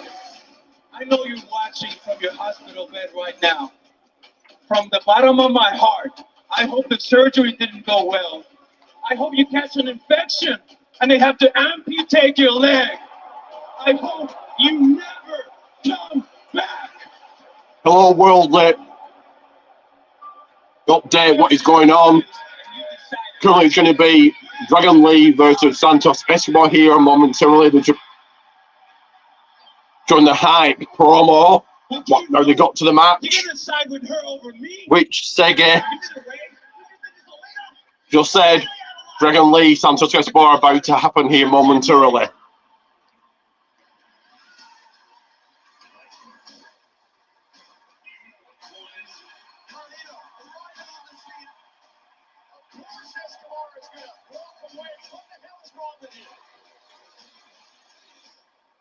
Santos, you made a very big mistake. In Survivor Series, Okay, thanks, no problem. Get your predictions in. Who do you think is going to win this one here? Who do you think is going to walk out and will be the champion? You think Rhea Ripley retains? And who wins the men's war games? And does Randy Orton or CM Punk show up?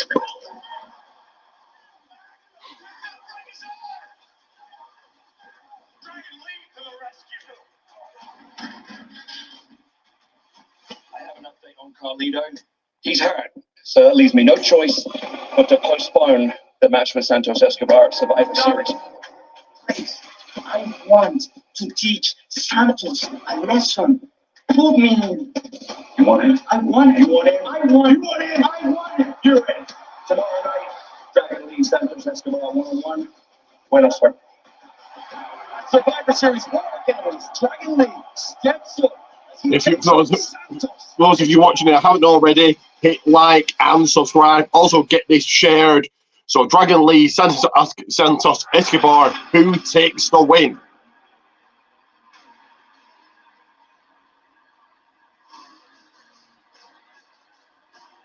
With a brand new attitude, Santos makes his way to the ring.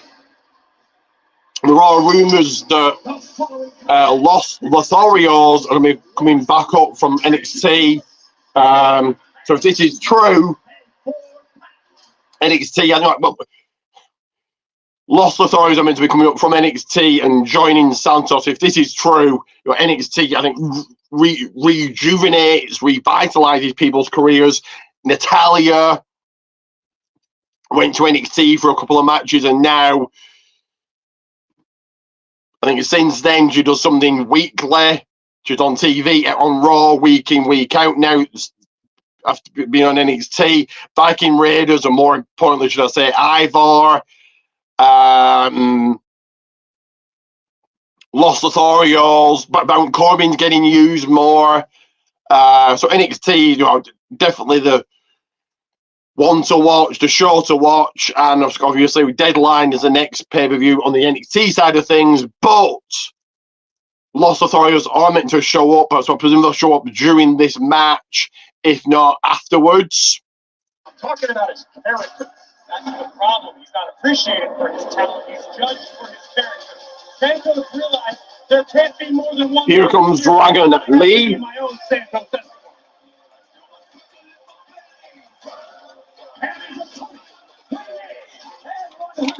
And 65 pounds.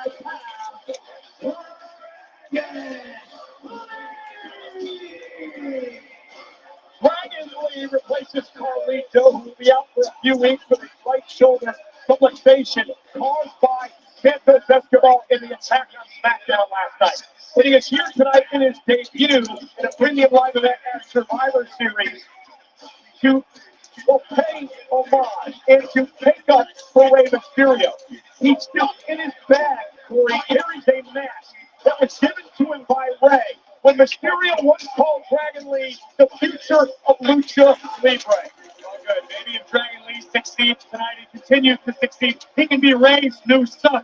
Because let's be honest, as long as Rey's around, he's not going to let anybody eclipse his greatness, not even his little buddy Dragon Lee. Nonetheless, Dragon Lee makes his debut here tonight in a premium live event at Survivor Series. Speaking of debuts, he'll look back over the history of Survivor Series, Corey.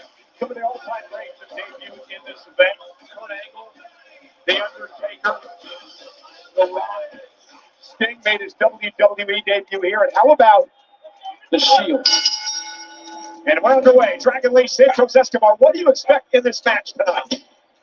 Dragon Lee going right after, well, he went right after Santos got stumped right back down. See the speed of Dragon Lee on full display, but I also think we're going to get to learn how ruthless Santos Escobar can be when needed. Well, Escobar is a tough talker. He can.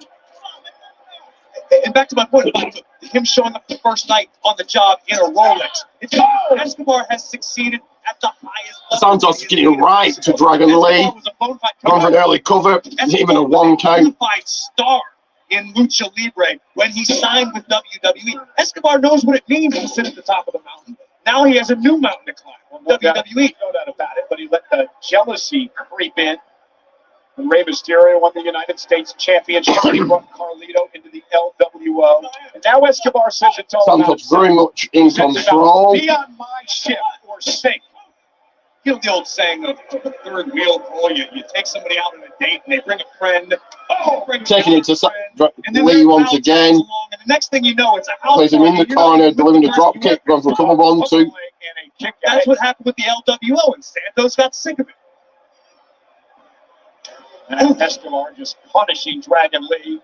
Escobar looking to make short work of Dragon Lee tonight. And don't get me wrong, bro, I am a fan of Dragon Lee. I am as fascinated by his athleticism as anyone.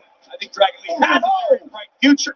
I just think he should get away from it. And Lee not building any, being tossed out the ring, not built any offense at all here in the early going. Now into the steel steps. He's a great superstar. Now Santos Escobar.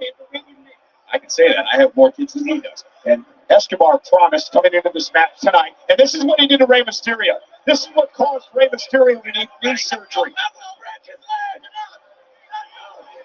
That he's going to break his leg. Escobar claims Mysterio will never be back. Santos looking to do to Lee to what he did to Rey, placing his leg in the steps. Escobar claimed that he would break Lee escapes and now getting back into it. I will say this, Escobar can't get caught up in his obsession with Rey Mysterio. Dragon Lee is plenty dangerous himself. If Escobar is worried about the future or the past or what he's going to do to Rey in his dreams, he's going to get caught and wait for it, just like Dragon Lee. Throw Piranha from Lee onto Santos, sending it outside the ring. Dynamic offense of Dragon Lee. Bronco up Here comes Dragon Lee. And now, suicide dive from the high flyer, Dragon Lee. Aerial maneuvers of Dragon Lee from Jalisco, Mexico.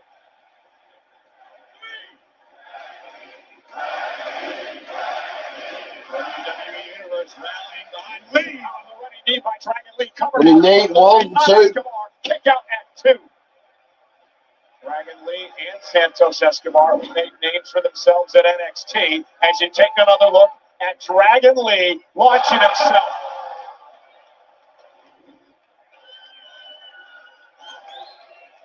Both these men, second generation superstars.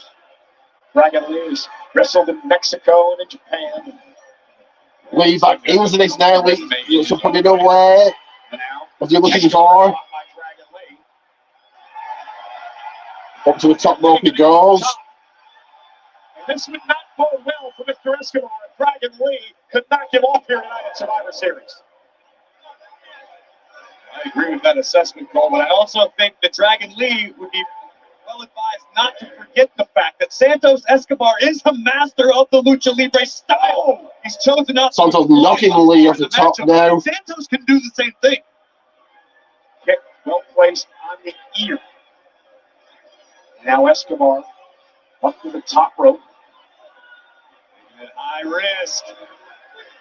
Fucking trash to Dragon Lee up there. Hurricane from Dragon Lee halfway across the ring. Call to the from Santos onto Lee and a kick out from the high flying himself, Dragon Lee. And Escobar realizing that he's in a fight. I don't think he was quite expecting this.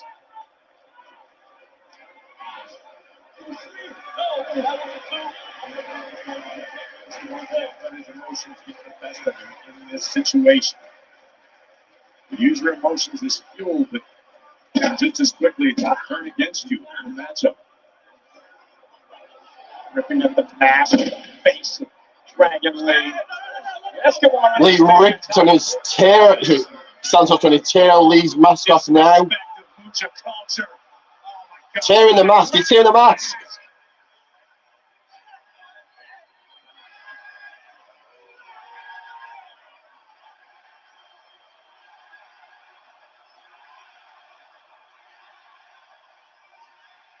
Just trying to figure out what went wrong, where the wires got crossed, what set Escobar off the deep end. This is who you're cheering for. You need to ask these questions, Cole. They don't have to be unanswered. Just listen to what Escobar said. Santos wants to be great, not the greatest other than Rey Mysterio. There's a lot of greatest other than Dragon Lee. Well, there's a lot of people that are great don't act like this. Now, a dazed The guy has got Lee and Santos up to the top rope. Santos looking for a superplex here. with Dragon Lee. Lee trying to fight back now. Dragon Lee has Escobar in trouble. Dragon Lee from the top. Dragon Lee now. Goes Escobar. Covered by Lee for the win. 1, 2, almost 3, almost 3. Notice how Dragon Lee dragged Escobar away from the bottom rope so he couldn't grab it and force the kick out again. Watch the impact from Dragon Lee. Extension, both legs, both feet driving into the solar plexus of Escobar. Oh, man. Good night.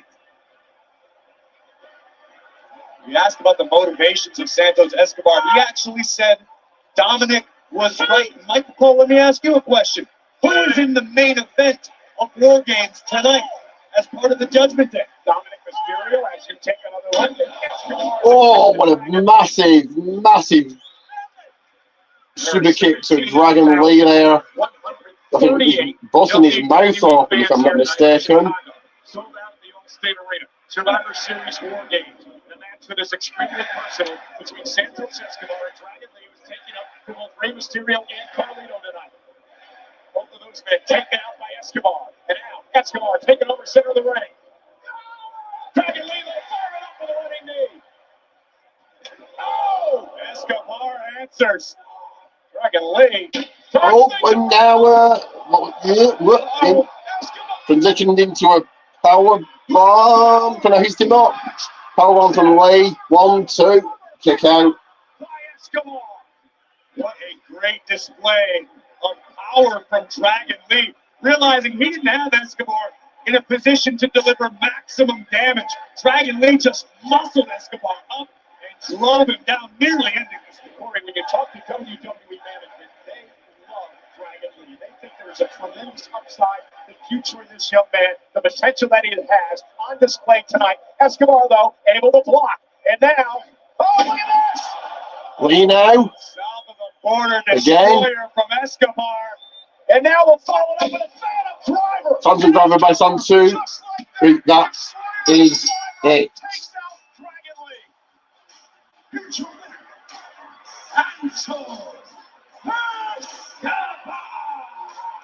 What an effort by Dragon Lee. And what a reminder from Santos Escobar for the WWE Universe. A man who is driven by anger, by disdain, by rage. Dragon Lee almost had Escobar here. Up that sit-out powerbomb, but as you coined it, Corey, the winner, destroyer. I was going to say, your winner of this one, Down for the count. He followed up.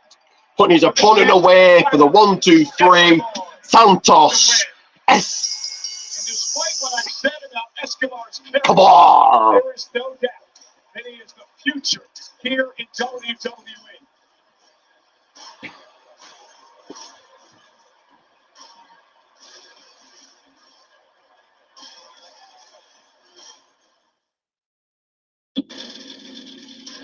In 2 weeks, NXT deadline, the next time we're on pay-per-view.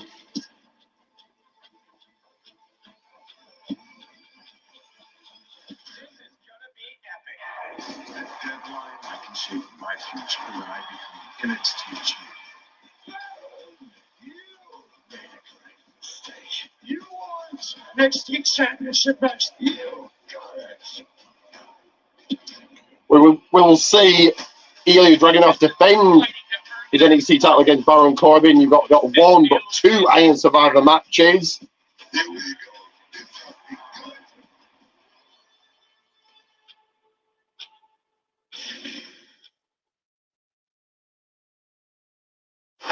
This season, WWE Shop brings you all the holiday flair.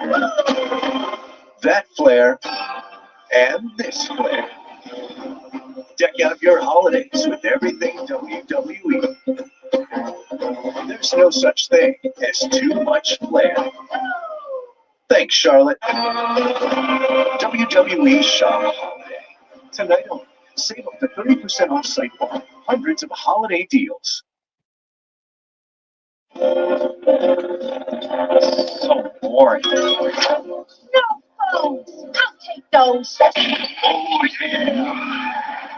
Slim Jim commercial. Ugh, LA Knight. Ugh. To a Slim Jim. Better than the Spikes.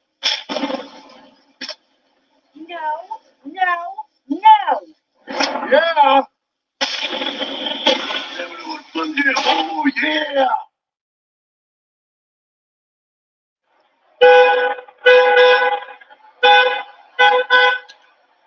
Oh, okay then. On New Day arriving in a Slim Jim car. I wonder who it was.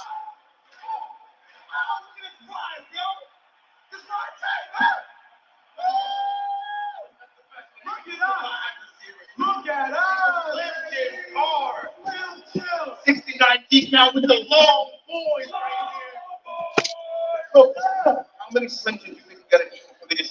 I don't know, but we gotta find out, bro. Come on, man, get you some. Get you some, bro. Get some. Let's go.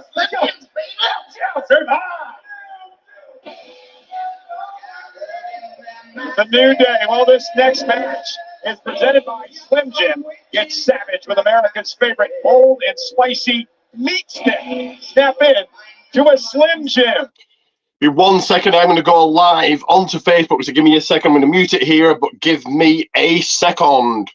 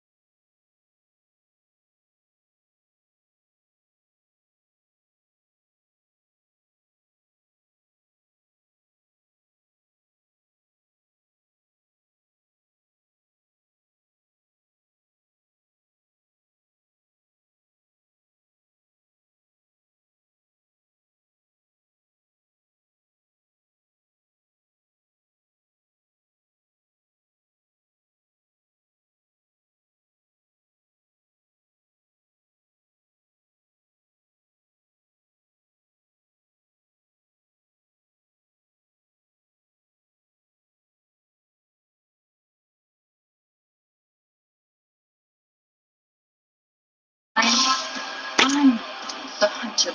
So next here is not that. So next up here is another championship match, and it's for the Women's World Heavyweight Championship as challengers Zoe Stark looks to take away that championship from the woman that's not been pinned since May of 2022, Rhea Ripley.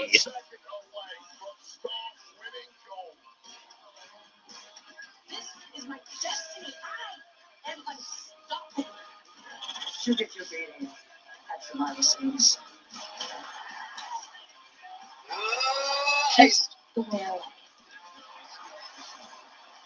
To get your comments in, who do you think walks out the champion? I think this is easily. I think it'd be a good match, but I think Rhea Ripley does retain. I cannot see her losing until WrestleMania.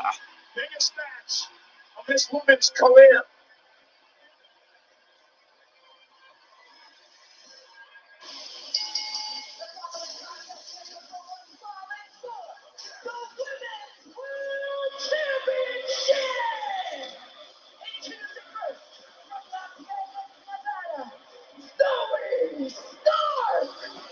Zoe Stark with a war paint on. She won a women's battle royal to earn this opportunity tonight. She's no nonsense. She's old school. She's a powerhouse. She's technical. Becky Lynch said, quote, she's intense and she's going to be a big star. That is Zoe Stark. I agree with and echo the sentiments of Becky Lynch. Zoe Stark's got an extremely bright future, and it could all begin tonight in Chicago. And this match is presented by Slim Jim. Get savage with America's favorite cold and spicy meat stick.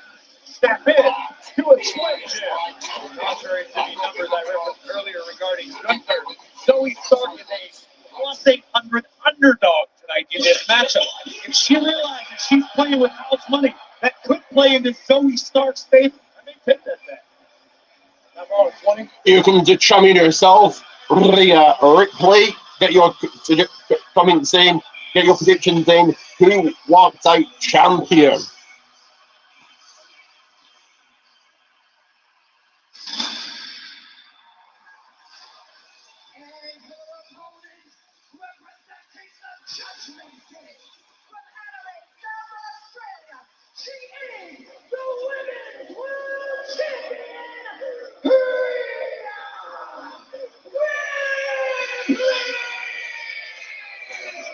Hey, go to the dictionary app on your phone right now and type in star. Rhea Ripley's name will come up. This woman has it all. She's a women's world champion. She's powerful. She's headstrong, and she defends here tonight at Survivor Series. I again agree with every word you just said, Cole. Rhea Ripley has lived up, perhaps over-delivered on the heights. But we'll find out in a matter of moments if Zoe was right, if Rhea's head is really where it should be. So Rhea Ripley, will she have the women's championship when we head to her homeland of Australia, Optus Stadium? For next year, Elimination Chamber heads to Australia. Gonna think that Rhea's still be champion there. I cannot see her losing this at all. Tickets are on sale now. The final premium live event before WrestleMania. I'm extremely curious to find out how Rhea Ripley approaches this matchup, this particular challenge. Zoe's a very different competitor than Rhea's competed against recently. She's not the size of a Nia Jax. She doesn't have the power of a Raquel Rodriguez. But Zoe arguably is the most complete opponent Rhea's faced recently. So Rhea Ripley won the championship back at WrestleMania when she knocked off Charlotte Flair. She's held it ever since. And now the trash talking begins. And the one thing about Zoe Stark, Cody, she will not be intimidated. No fear from Zoe Stark in her WWE tenure. She's losing with confidence with good reason. But the problem is, so is Mommy. But you touched on it earlier, Corey. Is Rhea Ripley being pulled too many different directions. And she spread too thin. Then he will call her the leader of the Judgment Day. And now Zoe Stark with a takedown. And now pounding away on Rhea Ripley. It's a reasonable question to ask. I mean, Rhea is doing a lot these days. She's got her hands more than full. But with that said, we've got no reason to doubt her in the ring. Rhea has continued her dominance. And Zoe Stark.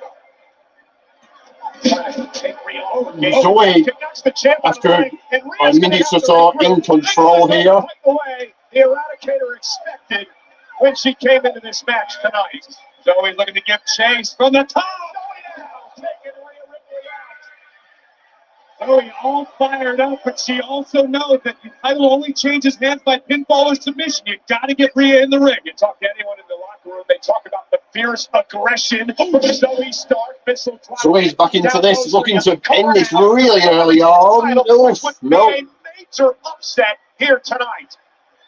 What I'm looking to see is for Zoe to chain together some of her high-impact, high-caliber offense.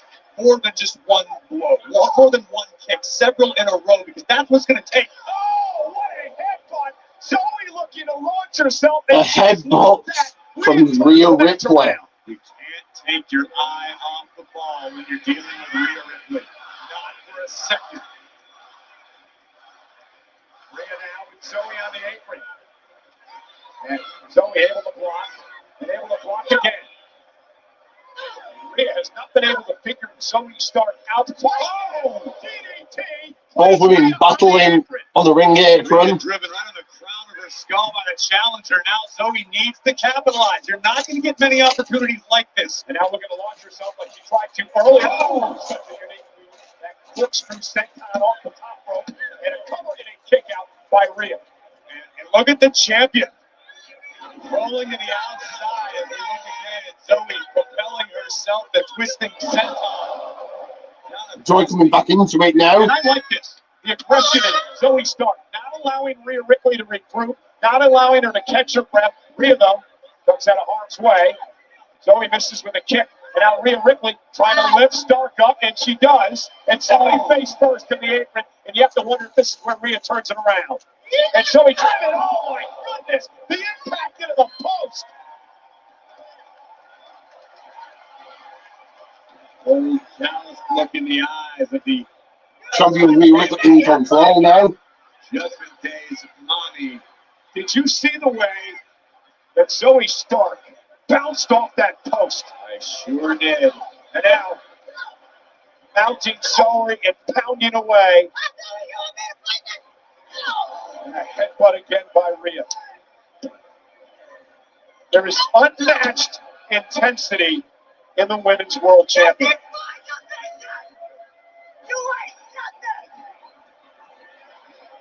There's a confidence that you rarely see. And now Rhea looking to put Zoe Stark away.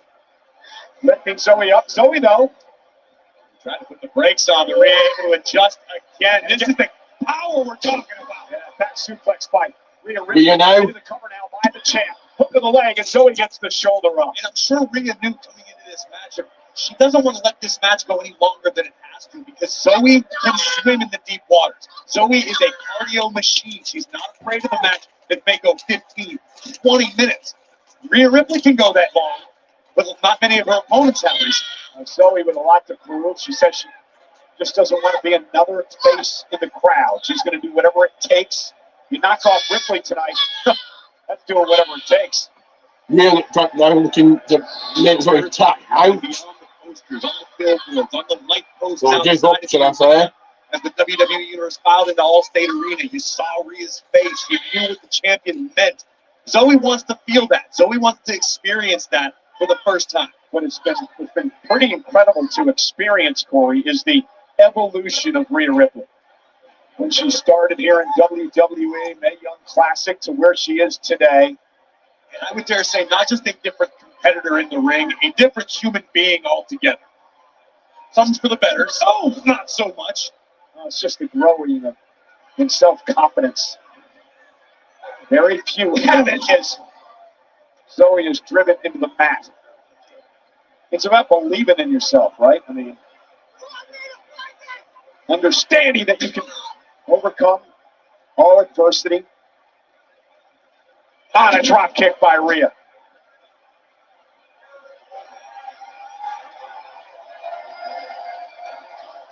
This is the pace that Rhea wants.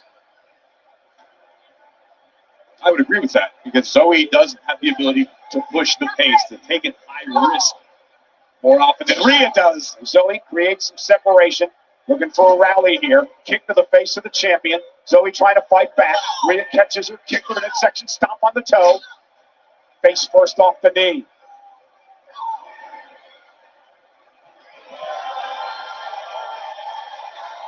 And I want to say that's the first time, at least in the past several minutes, where Rhea took a moment. Actually, to really compose slowed herself. down now. She looked out at the crowd here at the Allstate Arena.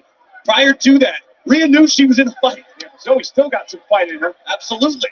Rhea trying to beat her down. Zoe's stuck up there on the top rope. I'm just noticing that Rhea seems to be slipping into her comfort zone. This is the zone she wants to be in. To your point, this is the pace that benefits the champion. And she weathered the early storm by Stark. And Zoe, though, still there. On the board, women on the top rope now. High risk district. Predicament for both champion and challenger. Rhea now. Oh, my goodness. Oh, my God. Rhea slamming Zoe off the top I'm not rope. entirely sure who took the worst in that exchange. I can't believe Zoe Stark's back up already. And a kick to the face of Rhea Ripley. Stark on the floor. Zoe with a kick. Covered now by Stark to try to win the title. Hook of the leg. Can Rhea kick out? She does. Zoe Stark with a near fall.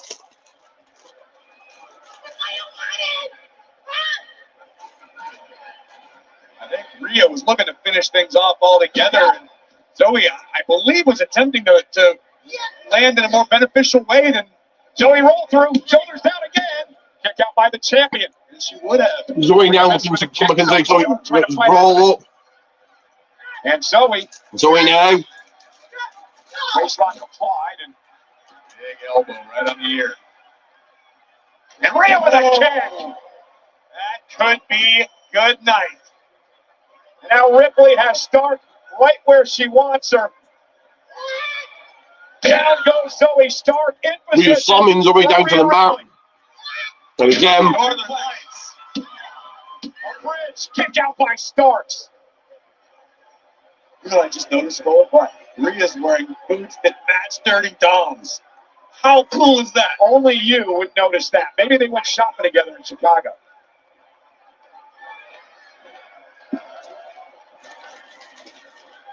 Maybe you should use the curtailer. And Rhea now.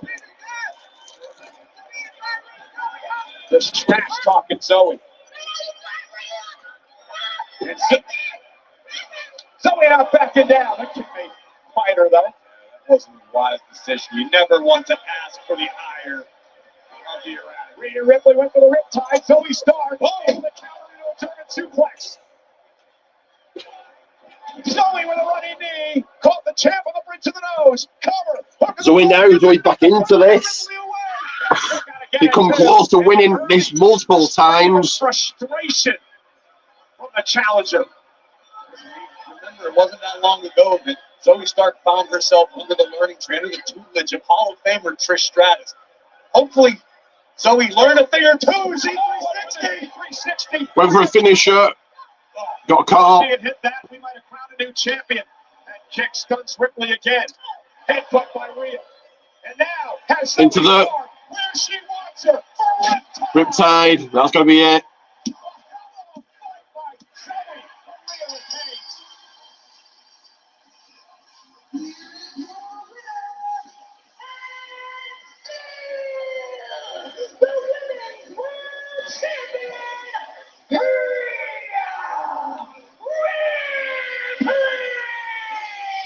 Oh, Zoe Stark won herself a few fans tonight, I guarantee you that. No doubt about it. A hell of an effort by Zoe Stark, who brought her A game tonight, but unfortunately, Mommy was. And still, say it again, hashtag still. This replay is presented by Slim Jim. Women's World's Heavyweight Champion, Judgment Day's own Rhea Ripley. German suplex we thought locked Rhea. The sliding knee would follow, and it seemed as though the challenger was moments away from victory. But Rhea Ripley had other plans. Zoe Stark's looking for a finishing maneuver to see 360. But Rhea Ripley was able to counter. And this right here, Rhea Ripley finally got Stark in position to hit Riptide.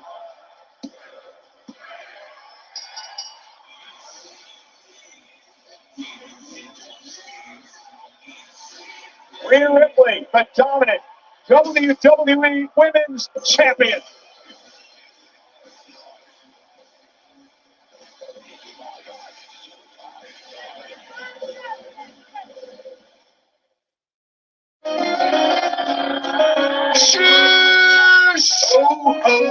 That's right, it's the holiday season, and you know what that means. WWE Shop has everything you need to wrap up your holiday shopping. Oh, let's show them what they can get. Look at this coolness right here, baby. That's beautiful. Look at that. Everybody needs one of those. Yeah! Nice hoodie. L-A-A. So head over to WWEshop.com right now and say big. Thank you! Cricket Nationwide 5G is crazy fast and powerful. It kind of makes it the EST like you. Girl, I'm the one that only EST. How's that? Because I'm the strongest, fastest, and the realest. Ooh, think I could ever be the EST? Maybe. How about now? Still just maybe. You're the cutest though. Girl, I'll take it. Smile. You're on Cricket. On January 27th.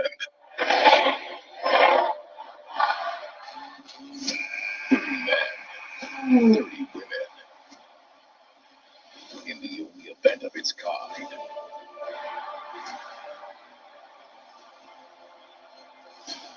The legacies will be written and dreams will come true. Everyone's talking about WWE Royal Rumble.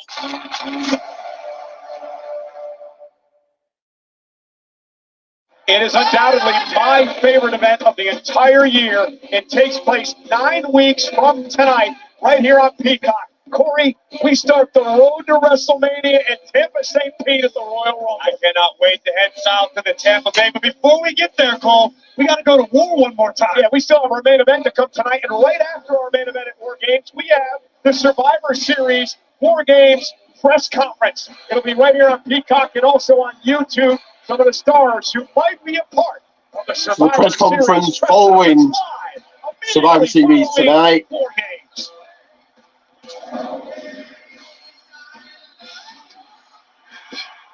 So what news? We're up, man. Hey, I don't know. Have you heard anything? I know nothing. I've heard nothing. I haven't seen Randy's still not anything. here. No. Hey, I'm telling you, he ain't coming because it's my fault, Moose. He ain't gonna show up. We're good here, all right? Nothing good. He's gonna gonna be here. Nothing is your fault. He will be here. I'm telling you. I understand. He will be here. Just trust me. Trust Go me. to war, boys.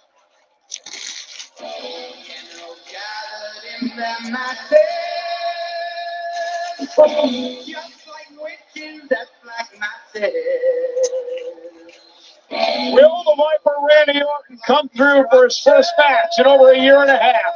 We find out as we step back inside the brutality of War Games. Once again, guys, like and subscribe. I said like and subscribe. I'll be back in seconds. War Games.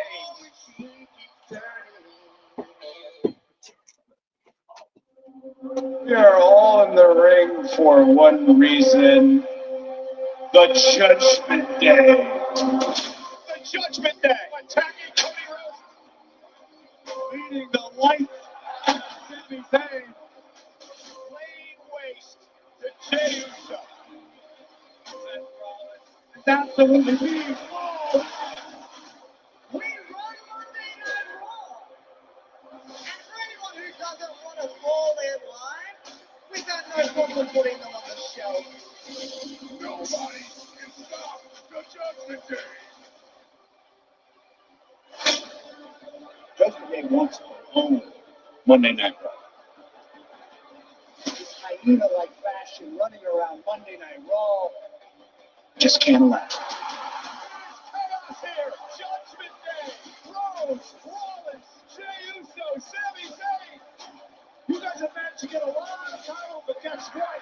At Survivor Series, it is War Games!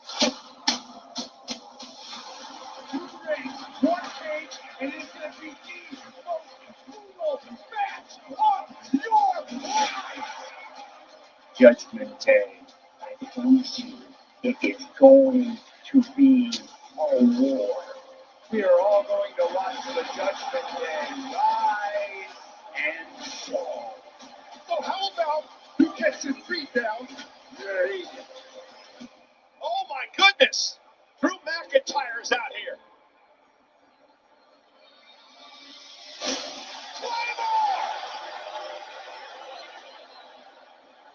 Has Drew McIntyre joined the Judgment Day? No, I have not joined the Judgment Day. I will be on their team in War Games, though, because Rhea Ripley gave me something that nobody else could give me in the world. Jey Uso in a cage. Clash of the Castle, his family cost me the biggest moment of my life in front of my family. And Jey, from now on, whenever I see you, I drop you. Jey fighting back. And now the Judgment Day is out. Jey Uso may not even make it into the War Games structure. Jey Uso's got backup. Cody, Sami, Rollins, all to the teeth with steel chest. So glad you have Drew McIntyre with you, because we're not alone. We found a fifth member. Somebody that I have a legacy with. Did you not know? With us is the Apex Predator. You're not just hearing voices inside your head, because these people here tonight, they're lights.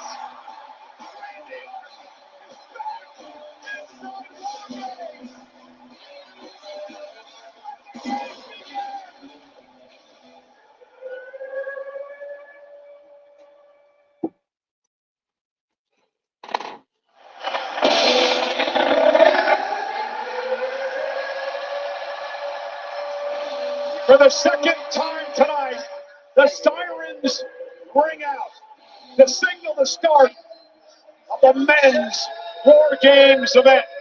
And again, this massive structure, 15 feet tall, weighing 6 1 second, tons, guys. half a mile of aluminum and steel, will surround 2 rings.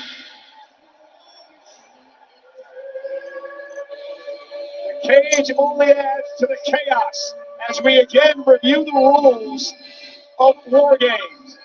2 teams will be contained in separate cages in the entranceway. 1 member of each team will start the match. After 5 minutes, a member of the team with the advantage, in this case the Judgment Day team, will be released to enter the matchup. Every 3 minutes, alternating members of each team will enter the match until all competitors are in the ring. Once all the competitors have entered, then the War Games match officially begins, where the only way you can win is via pinfall or submission. And again, if you escape from the cage, you will forfeit War Games.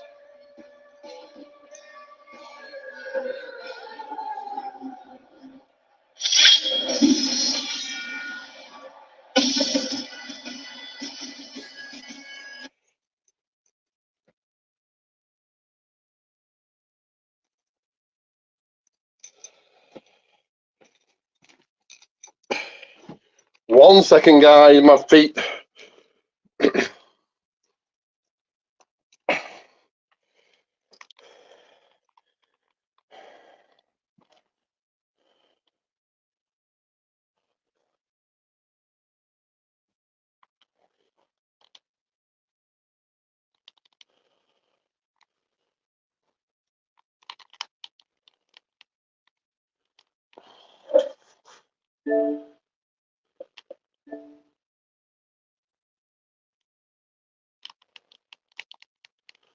Great.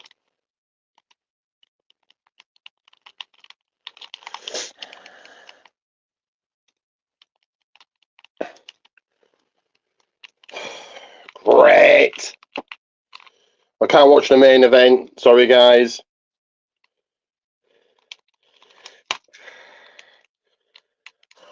What shit. Give me 1 second, guys. Oh.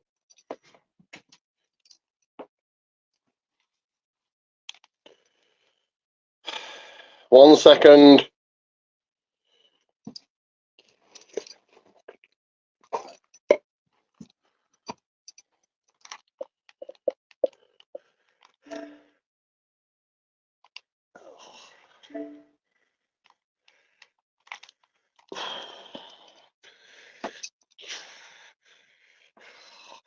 What a shit.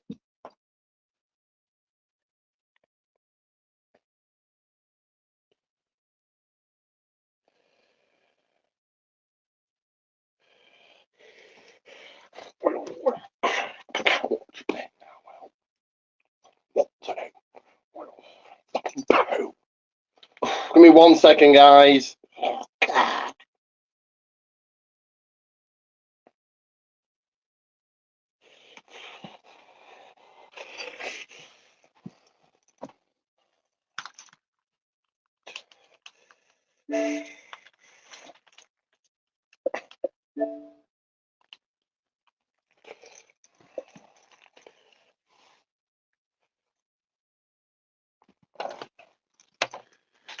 One second.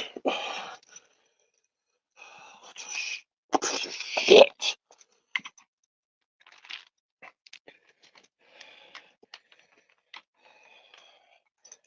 Great.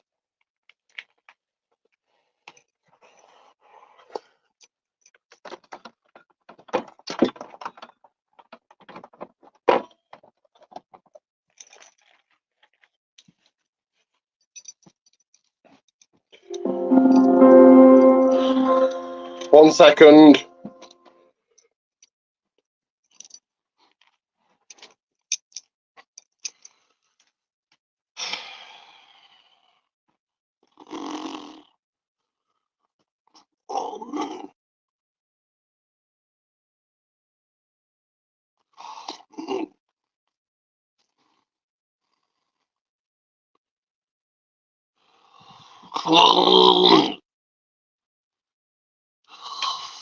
Oh.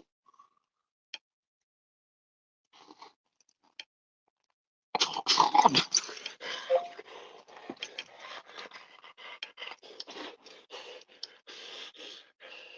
What the fuck?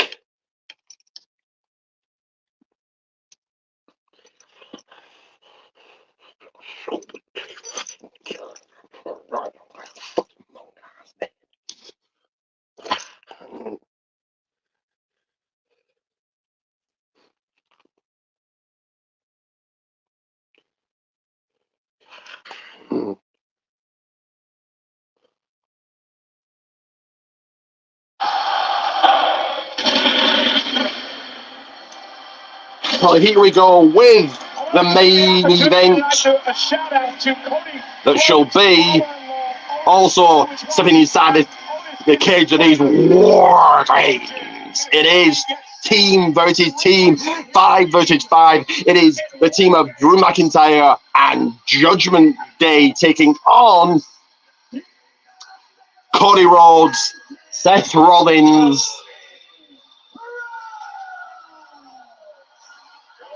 Jey Uso, Sami Zayn, and either Randy Orton or CM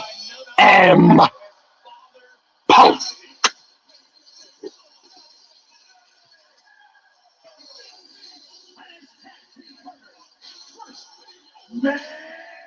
In 1 second, guys.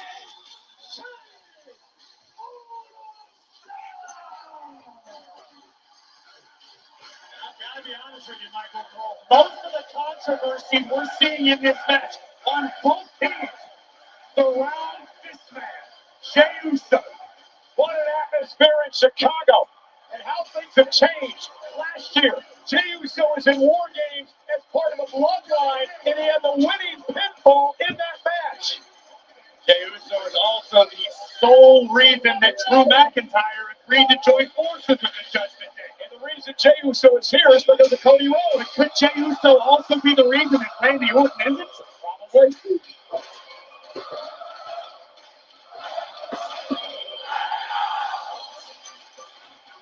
Next, Sami Zayn! And Corey, think about this. Sami Zayn was on Jey Uso's Bloodline team last year in War Games.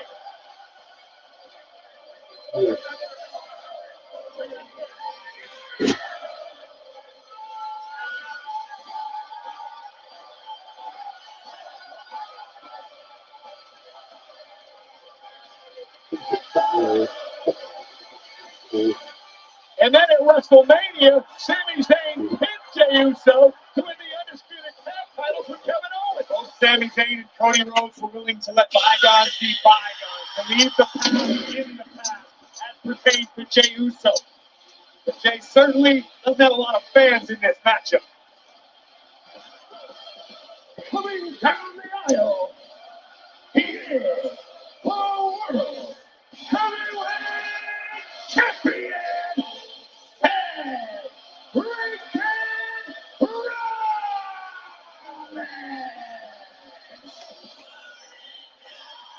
Is it this man Orton or is it CM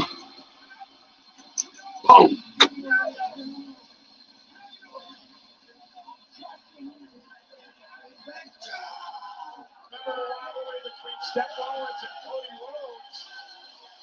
They actually competed inside Hell in a Cell in this building.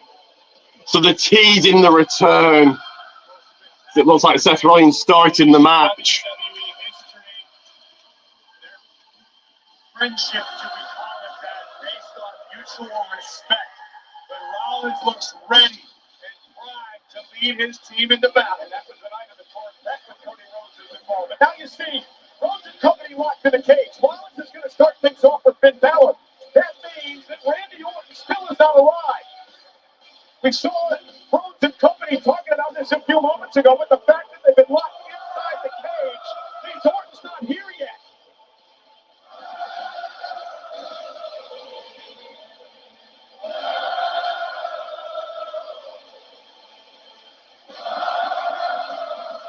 Orton, Punk, who is it? Who's it going to be as Seth Rollins goes right after Finn Balor here? He has 5 minutes in there, and Judgment Day with the advantage in this one. So I remember the Judgment Day team, either Drew or a Judgment Day member, will be in first, helping Finn Balor here.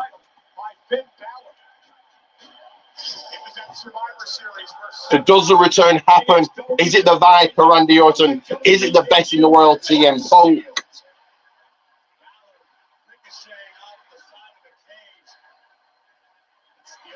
Shred your skin. It will crack your bones. Rollins tweeting earlier today about the Shield. We are the ever engine of the fire you can't put out. The Shield.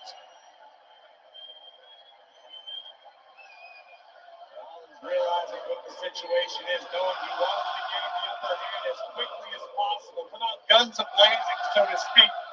Knowing that if he can maintain the upper hand on Balor, he only has to worry about one other opponent. Yes, because Judgment Day... Rollins taking it to Balor now. One of their men enter this match momentarily. Rollins lifting Balor up.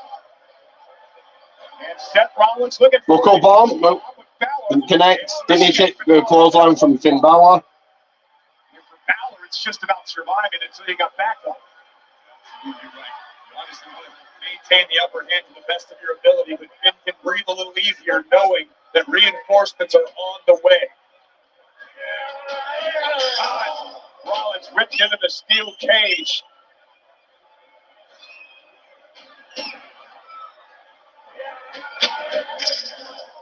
Face first into the steel. Goes Rollins yet again. 3 minutes and Balor has backup. And now Finn Balor with a sling blade. Sling blade to Balor to Rollins.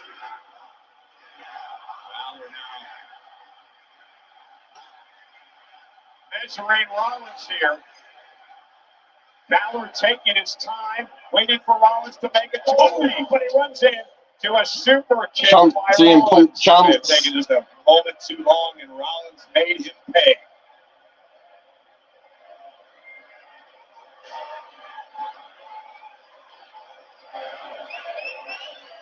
Very, very dangerous position for both athletes to be in. Rollins could be thinking about a pedigree. This will turn Finn's lights out for sure. On the steal. In the middle of the ring. Oh, That drop onto the diamond plate. Ongoing story to the past The injured back, Seth Rollins onto the diamond plate by Balor. Smart strategy. You'd be fool if he didn't. That said, Rollins is going to adapt. Work around the injury. Went for the coup de grace, and Rollins able to move out of the way. And that was a quick blade of its own.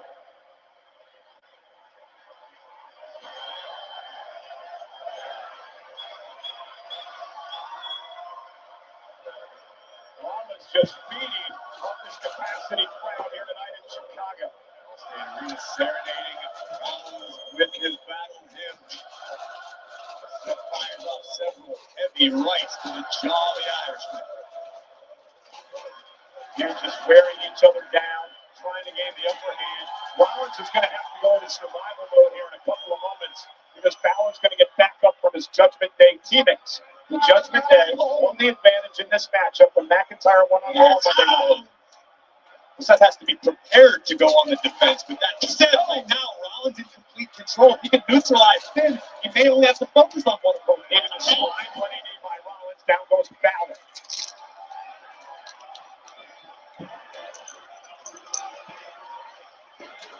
Ten seconds as we approach the next entry for Team Judgment. Be liking and subscribing again, like and subscribe. Let's keep getting to next. Is JD McDonough. JD McDonough.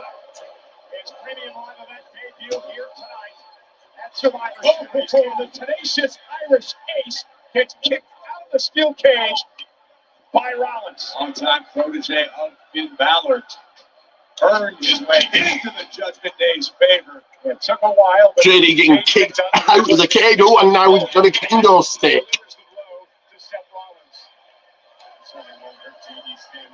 Judgment Day. There are kendo sticks, perfectly legal.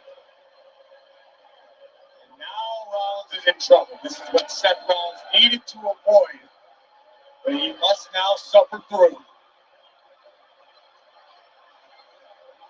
Rollins will have back up another 3 minutes, but right now, Balor, JD McDonough, kendo sticks in hand, unloading on Rollins. We talked a lot about the pace that the world champion has kept up. Now Finn and JD with kendo sticks.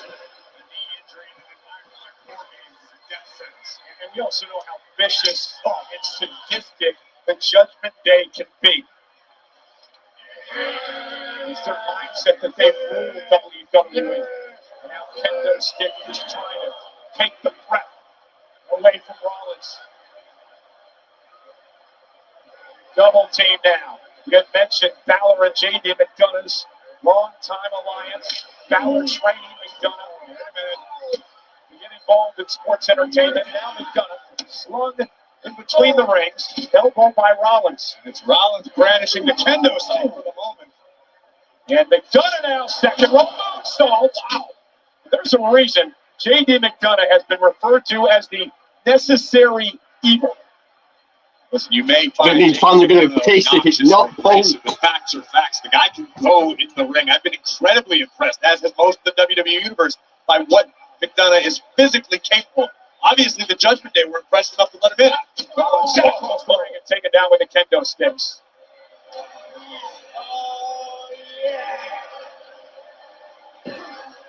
What shape will Rollins be in when one of his teammates joins the fray? Or will it still be a 2-on-1 advantage for the Judgment Day? Rollins goes. The question becomes how much of Rollins will be left.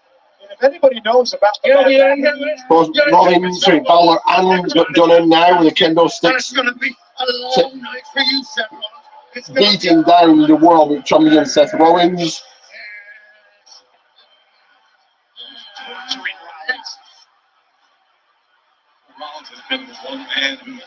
has been unable to put in his own rearview mirror, to the point of borderline obsession. Balor detests everything about Seth freaking Rollins. Double team again. Seth Rollins. In 13 seconds, Seth Rollins will get some help. Either Cody, Jay, or Sammy.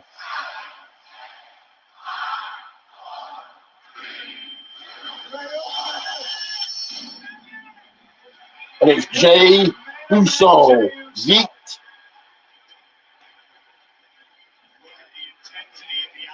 Scottish Warrior McIntyre as the Yeet chant fills the Allstate Arena. Jey Uso. Jay with a steel chair in hand. Uso. Oh, 3 minutes before someone else enters, and that will be Drew, or Damian, or Dominic.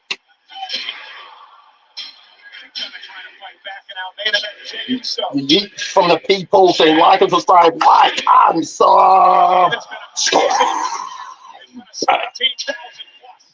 Uso is rocking and rolling. Taking out McDonough. One for Balor. This is important for Seth Rollins as well.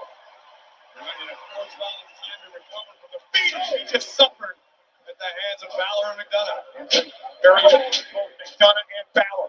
And Jey Uso firing on all cylinders in this match.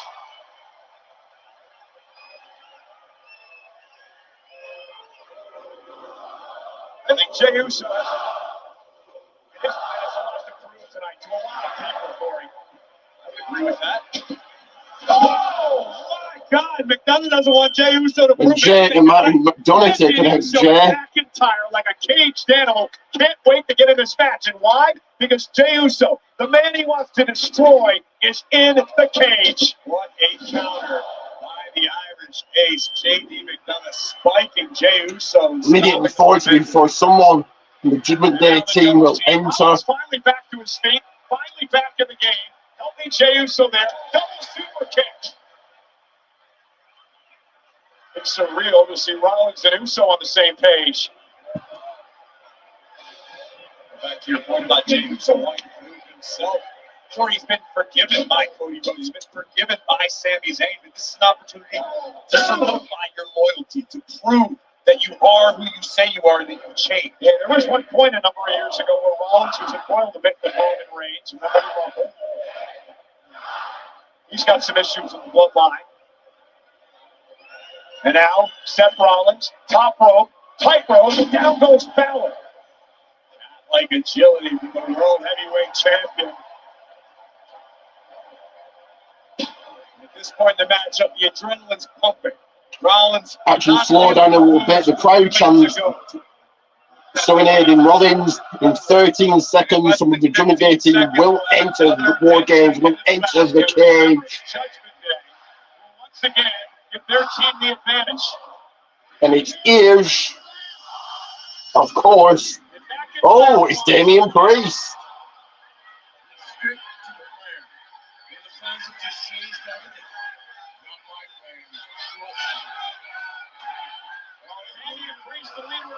Drew's going to enter. Damian's going to stick to the plan, and he's entered next. About to punish people inside the cage. It's not bode well for Jey Uso because now McIntyre has a few more minutes to sit in the cage and see, to wait for what he can do to Jey Uso. You see Priest approaching with caution. Both Seth and Jay going right after Mr. Money in the Bank here. 3 minutes before either Cody or Sammy will enter, helping Jay and Seth. Steel chair. Priest now being overwhelmed.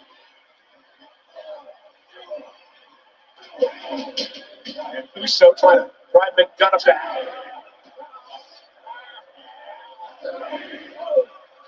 Oh.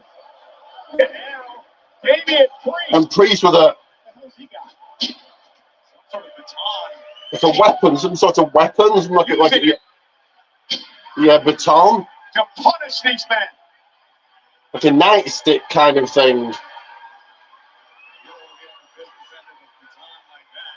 McIntyre was steep. Cody and Sammy watching on helplessly. And Damian Priest into the corner. Oh! And then you look at most improved in WWE over the last year, you're looking at the man. Oh, tossing Uso. Broken arrow. I agree with you, Cole. Down goes Rollins. Priest continues to carve out his own legacy here in WWE in very impressive fashion. I mean, I'm all for the choice of Damian Priest being the leader of Judgment Day. He's earned it, I think. And the leader in this match, of course. What a match. And Priest now off the top. Give me a second here, guys. Wiping out Rollins and Uso. At this point, Priest just showing off. Right, exactly. They've got a 3-on-2 advantage. I'm in control. Watch what I can do. Doing everything he can when he wants to. 1 second, guys. And Rollins, who's been in this match since the beginning, is being pummeled and punished by Priest. Jey Uso suffering as a result. And again, J.D. McDonough running away.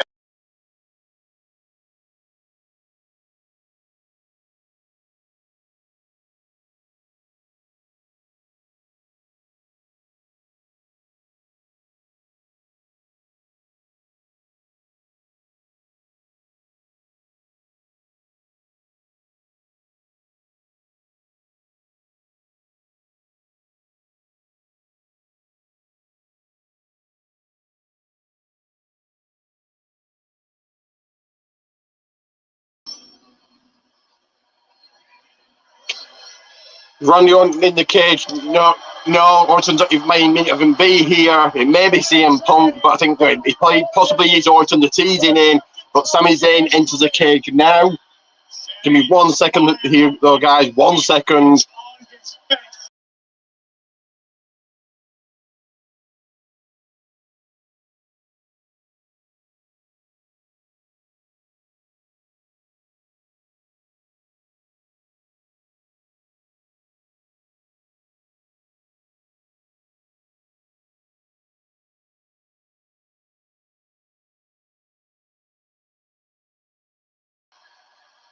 Didn't quite get in there yet, but he's got other things in mind.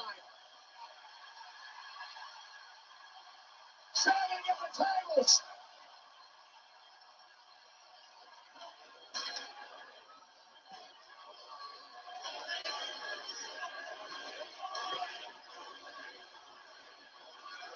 Who's your chance of Sami Zayn enters the solid steel structure?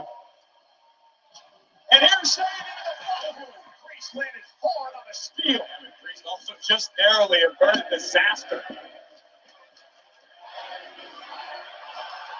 Zayn. Stomping away. Fired up and Zayn.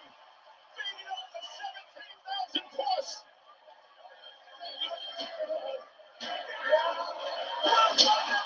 We're thundered on by Zayn, should I say, not by Balor, by Zayn. Well, bodies everywhere. At the moment, Sami Zayn, the only competitor upright.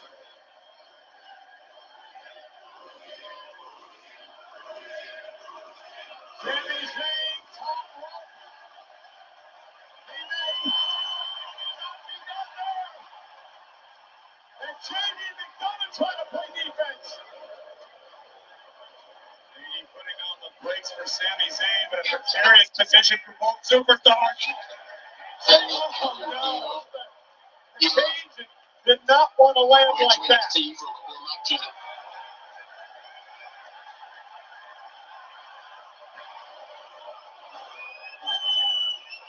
Sami Zayn now with a pie. A steel pie. It's all perfectly legal. Damian Priest thought he was going to avert disaster, but maybe not. I'd say a steel pipe to the grill. Not the definition of averting disaster. No, not at all.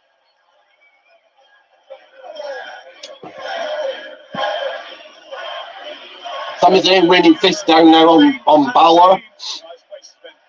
Insane all night.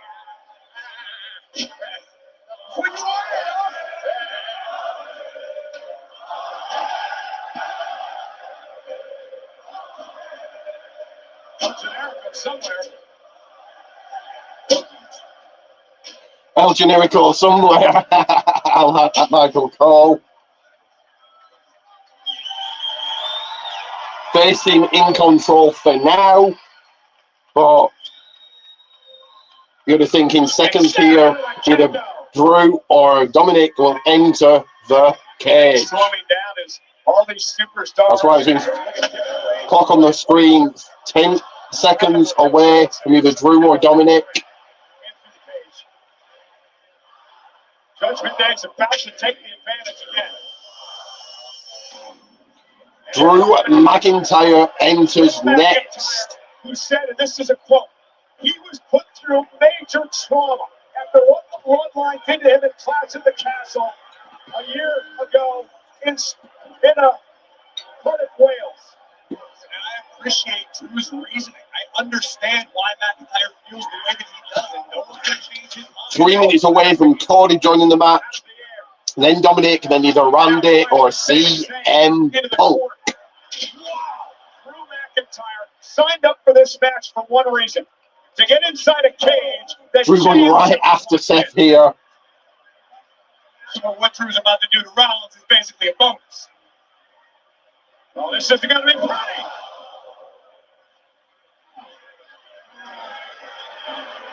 And now McIntyre stalking his prey. Now Drew stalking Jey Uso. Drew going after Jey Uso here. Right for the picking. Every step he takes.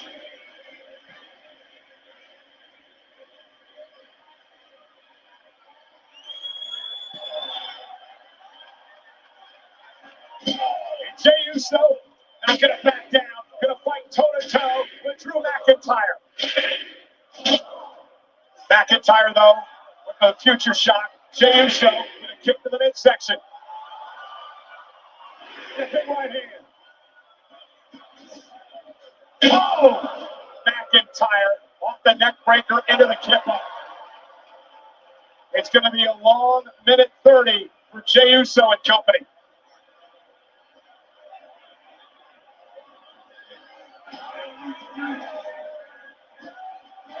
Uso driven into the steel.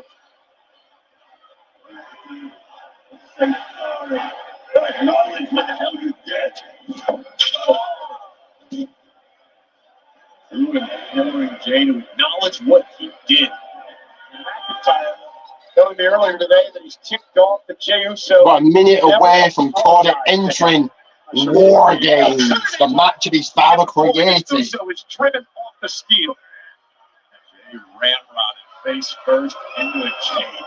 Now Balor putting work on Sami Zayn in the corner.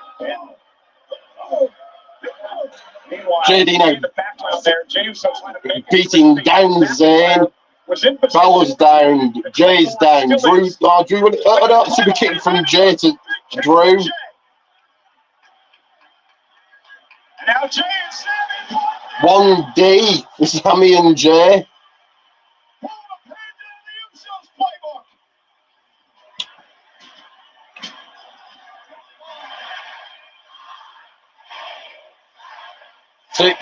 Five seconds away. You know who's coming in next, and it is, of course, Cody Rhodes.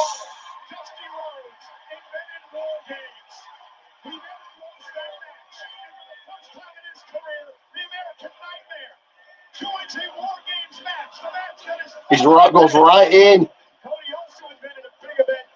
You're 3 minutes away from Dominic entering the match, and another 3 minutes from either the Viper or the best in the world. Being bounced back and forth by Cody Rhodes. And Cody Rhodes now. 1 second, guys. Like and subscribe. Hit the like and subscribe. And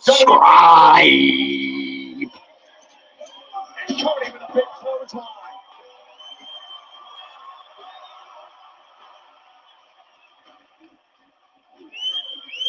And now Rhodes up over the top.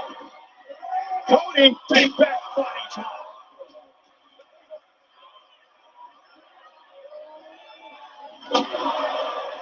Cody utilizing Finn Balor as a weapon against McDonough. Now Cody Rhodes with the Cody Rhodes in hand, paying homage to his father, the American Dream. And look who's grabbing the other end of the Now a cowbell. Dusty, it's Dusty. Cody Rhodes with a cowbell.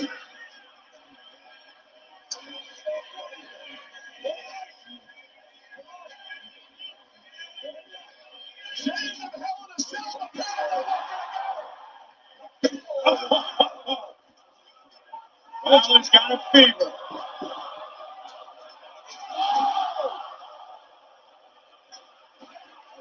Finn's voice went up about 8 octaves. You don't know. You don't know. Is he coming? Is he coming?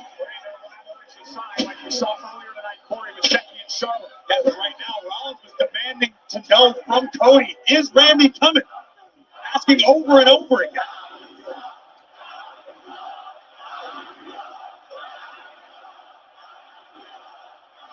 What's the crowd chanting? Randy sucks. So I think people are going to be pissed off if this isn't CM Punk. Cody with a right to Damian Priest. And the Judgment Day about to have the advantage again. I can only imagine the reception that Dirty Dom's going to get. Chicago's terrified.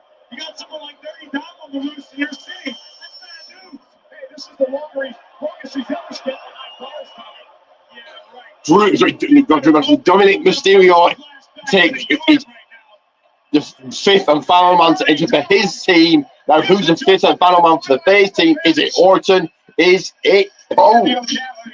This is how Dom treated the Chow Hall when they ran out of honey buns. You know, Dominic also had the audacity of wishing the Mysterio family a happy Thanksgiving. What a fool. Now let bygones be bygones. We're 2.5 minutes, 2 minutes, 50 seconds away from finding out who the fifth man is. I would say paying homage to the late great Eddie Guerrero, but I don't believe that's what Dominic's doing. Sure it is. Dom thinks the world of Eddie. It's his father he doesn't like.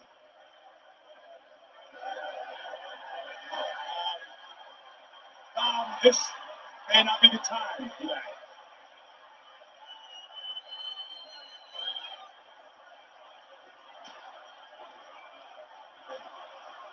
What do you say about Dom having flashbacks in the prison yard? Here we go! A beatdown! A dirty Dom!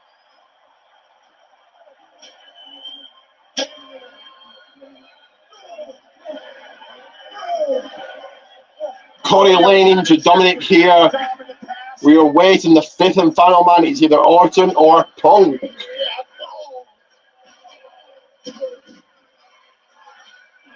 Traffic happening inside the War Games ring right now. You know, Rollins going to bring the table back into play.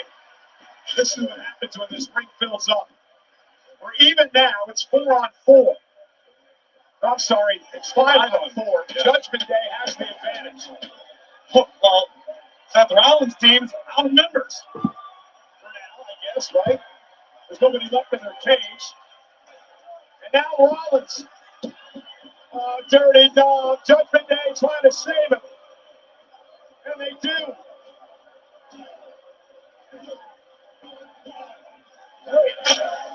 Judgment Day took over now. Human demolition derby inside War Games. Right now it's a rather one-sided battle, but Judgment Day standing tall. Well, the Chicago faithful. Crowd chanting for Randy now. So I think they'll be happy if it's Orton or Punk. They will have a reinforcement. But now they're chanting for Punk. Now, McIntyre, Priest. These two behemoths joining forces. Cody Rhodes.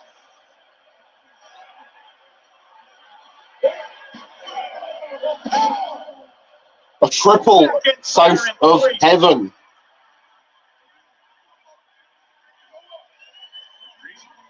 Shots from mid-ring, ordering Balor, McDonough, and Mysterio to the top rope. And JD McDonough with a moonsault to Sami Zayn. Coup de grace. Front splash to Cody.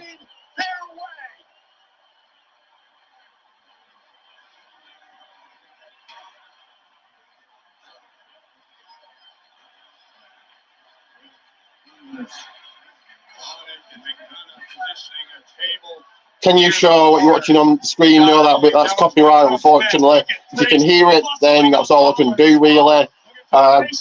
Razor's Edge, Priest to Rollins through the table. 14 seconds away. Orton or Punk? Who's it gonna be? And it is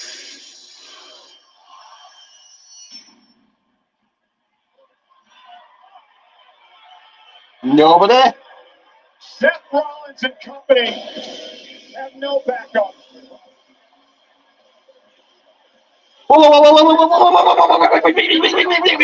He's catching in. Priest is catching in. Balor's down, Rollins is down, Priest can cash in.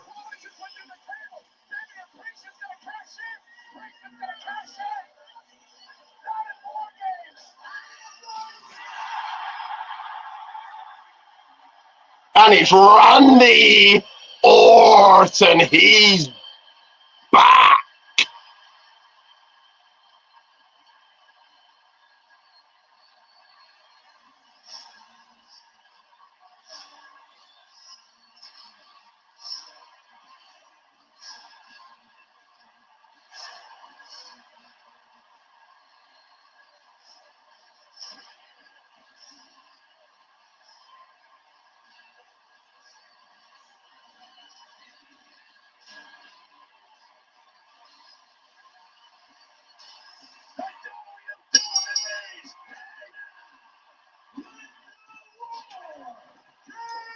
No, Punk.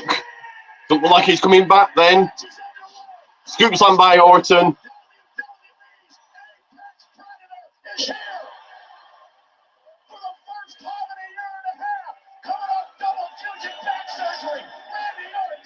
Randy Orton looking in incredible shape. He looks to be upon a whole lot of muscle.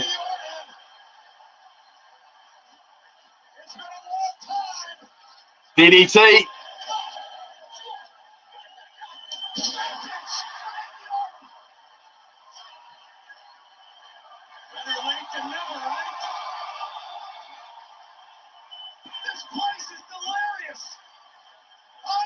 Delirious. McIntyre and Orton. Ambulance matches. Hell in a Cells. But does he turn here? Does he turn on Cody? Does he turn on Jay?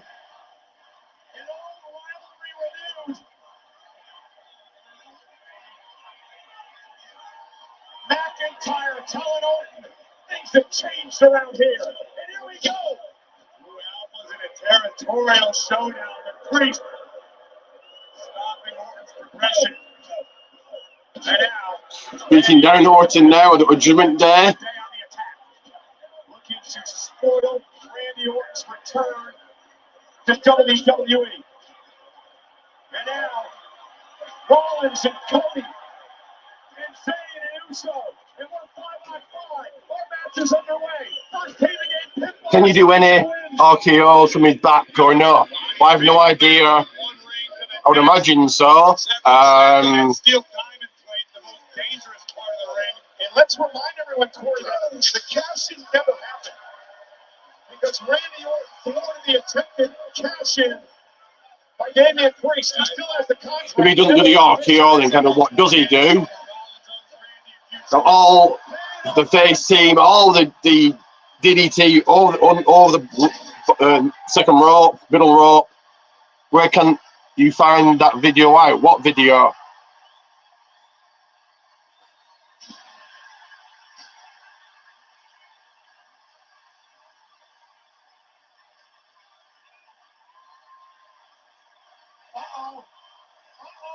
Orton now stalking Jay. Wait a minute. Whoa. He's gonna whack on Jay. He's gonna kick. Randy has not forgotten that Jey Uso realizes.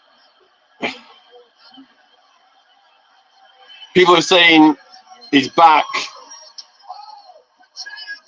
But yeah, that's why too many RKOs is why he injured his back. But he's been out. There you go. He just hit the RKO on Dominic.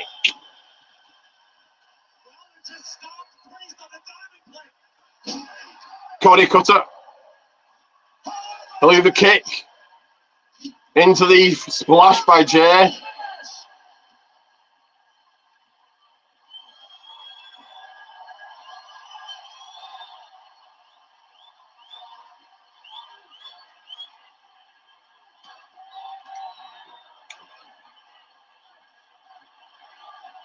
And JD's the only man left standing on Judgment Day's team. He escapes, but if he escapes, he forfeit the match. JD McDonough is way up there. Sami Zayn and Rollins going after him. JD McDonough, maybe, why did I join the Judgment Day? It's not where you want to have a fist fight. 20 feet above the ground with the World Heavyweight Champion and Sami Zayn teeing off on you. McDonough has been pummeled. And now Orton waiting for JD. JD on the top row, on the top of the cage, looking to, he's going to RKO him. Like, where can you find the video? It's called the WWE Network. If you're from America, it'll be on Peacock. If you're from Peacock in America, elsewhere, WWE Network. RKO on JD coming off the top of the cage. RKO, no, caught it in crossroads. That's it. 1, 2, 3. Okay.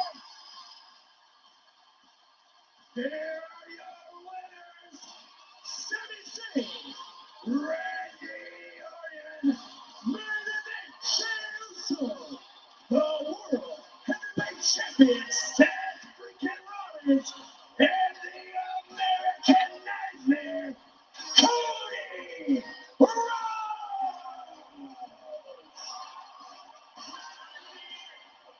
What a battle.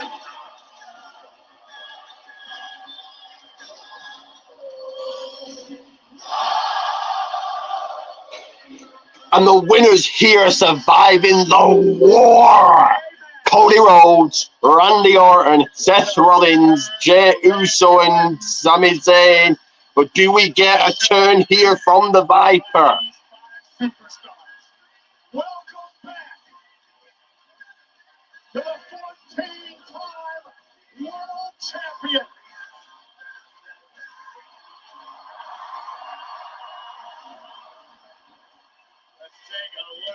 You call this generally vintage Orton like the whole damn museum. Vintage Orton DDTs all around. Jey Uso intercepting Damian Priest. Cody delivering the Cody Cutter. Sami with a Helluva kick on McIntyre. And then the splash by Uso.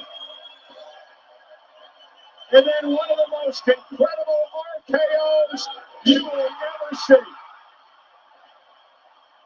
Look at this again. I think McDonough just qualified for platinum status with this fight.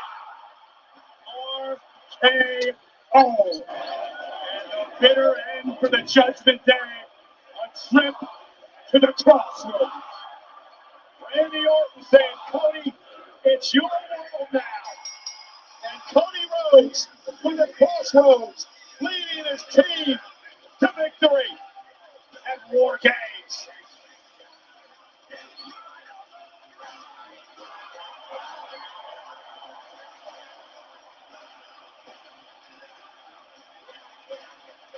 No Punk.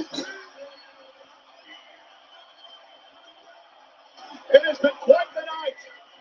Not over quite yet, but in Chicago. Electric, to say the least. Oh my God! Oh my God!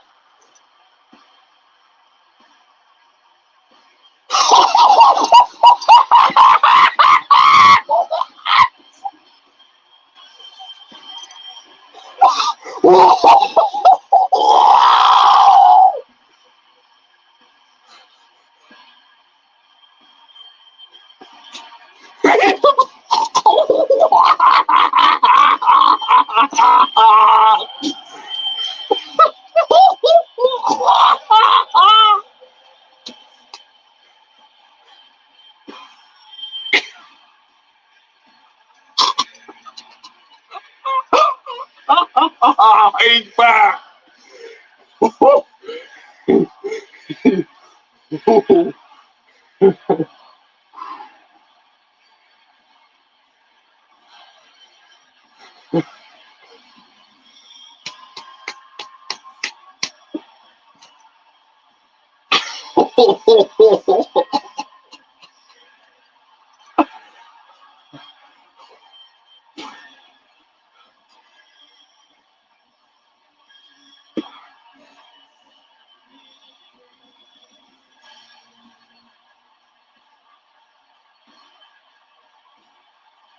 CM Punk is back.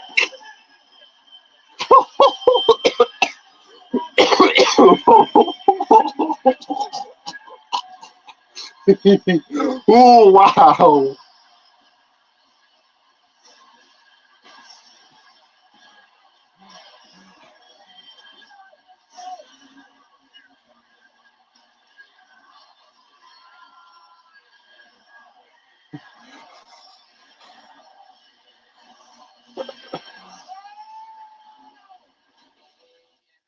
Did he get hypnotic on his teenage? Well, I don't know what that means. But CM Punk is back.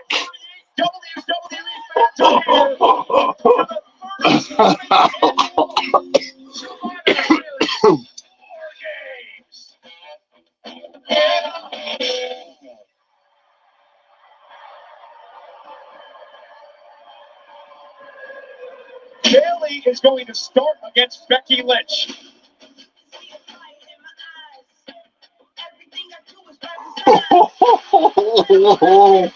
CM Punk. Oh my god. Wow. So after almost 10 years, CM Punk is back in WWE.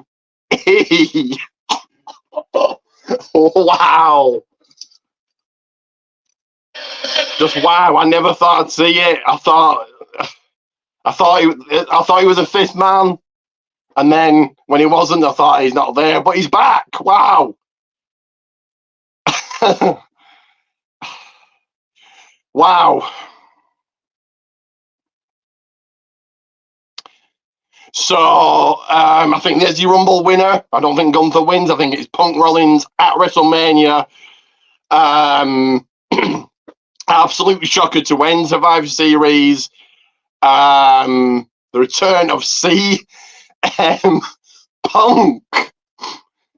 I'm going to give it a rating of good. Do hit like and subscribe. Let me know your thoughts. Are you shocked that CM Punk is back after almost 10 years? 10 years in January since CM Punk has been in WWE. Just wow.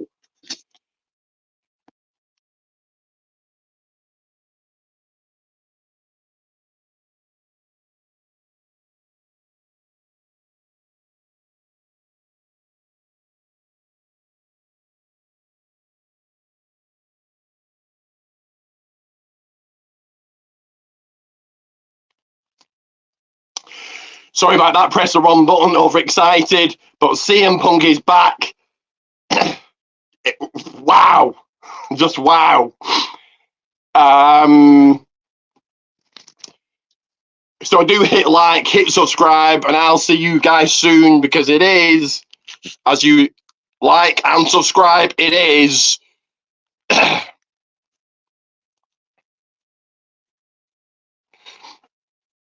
Ricky Goldman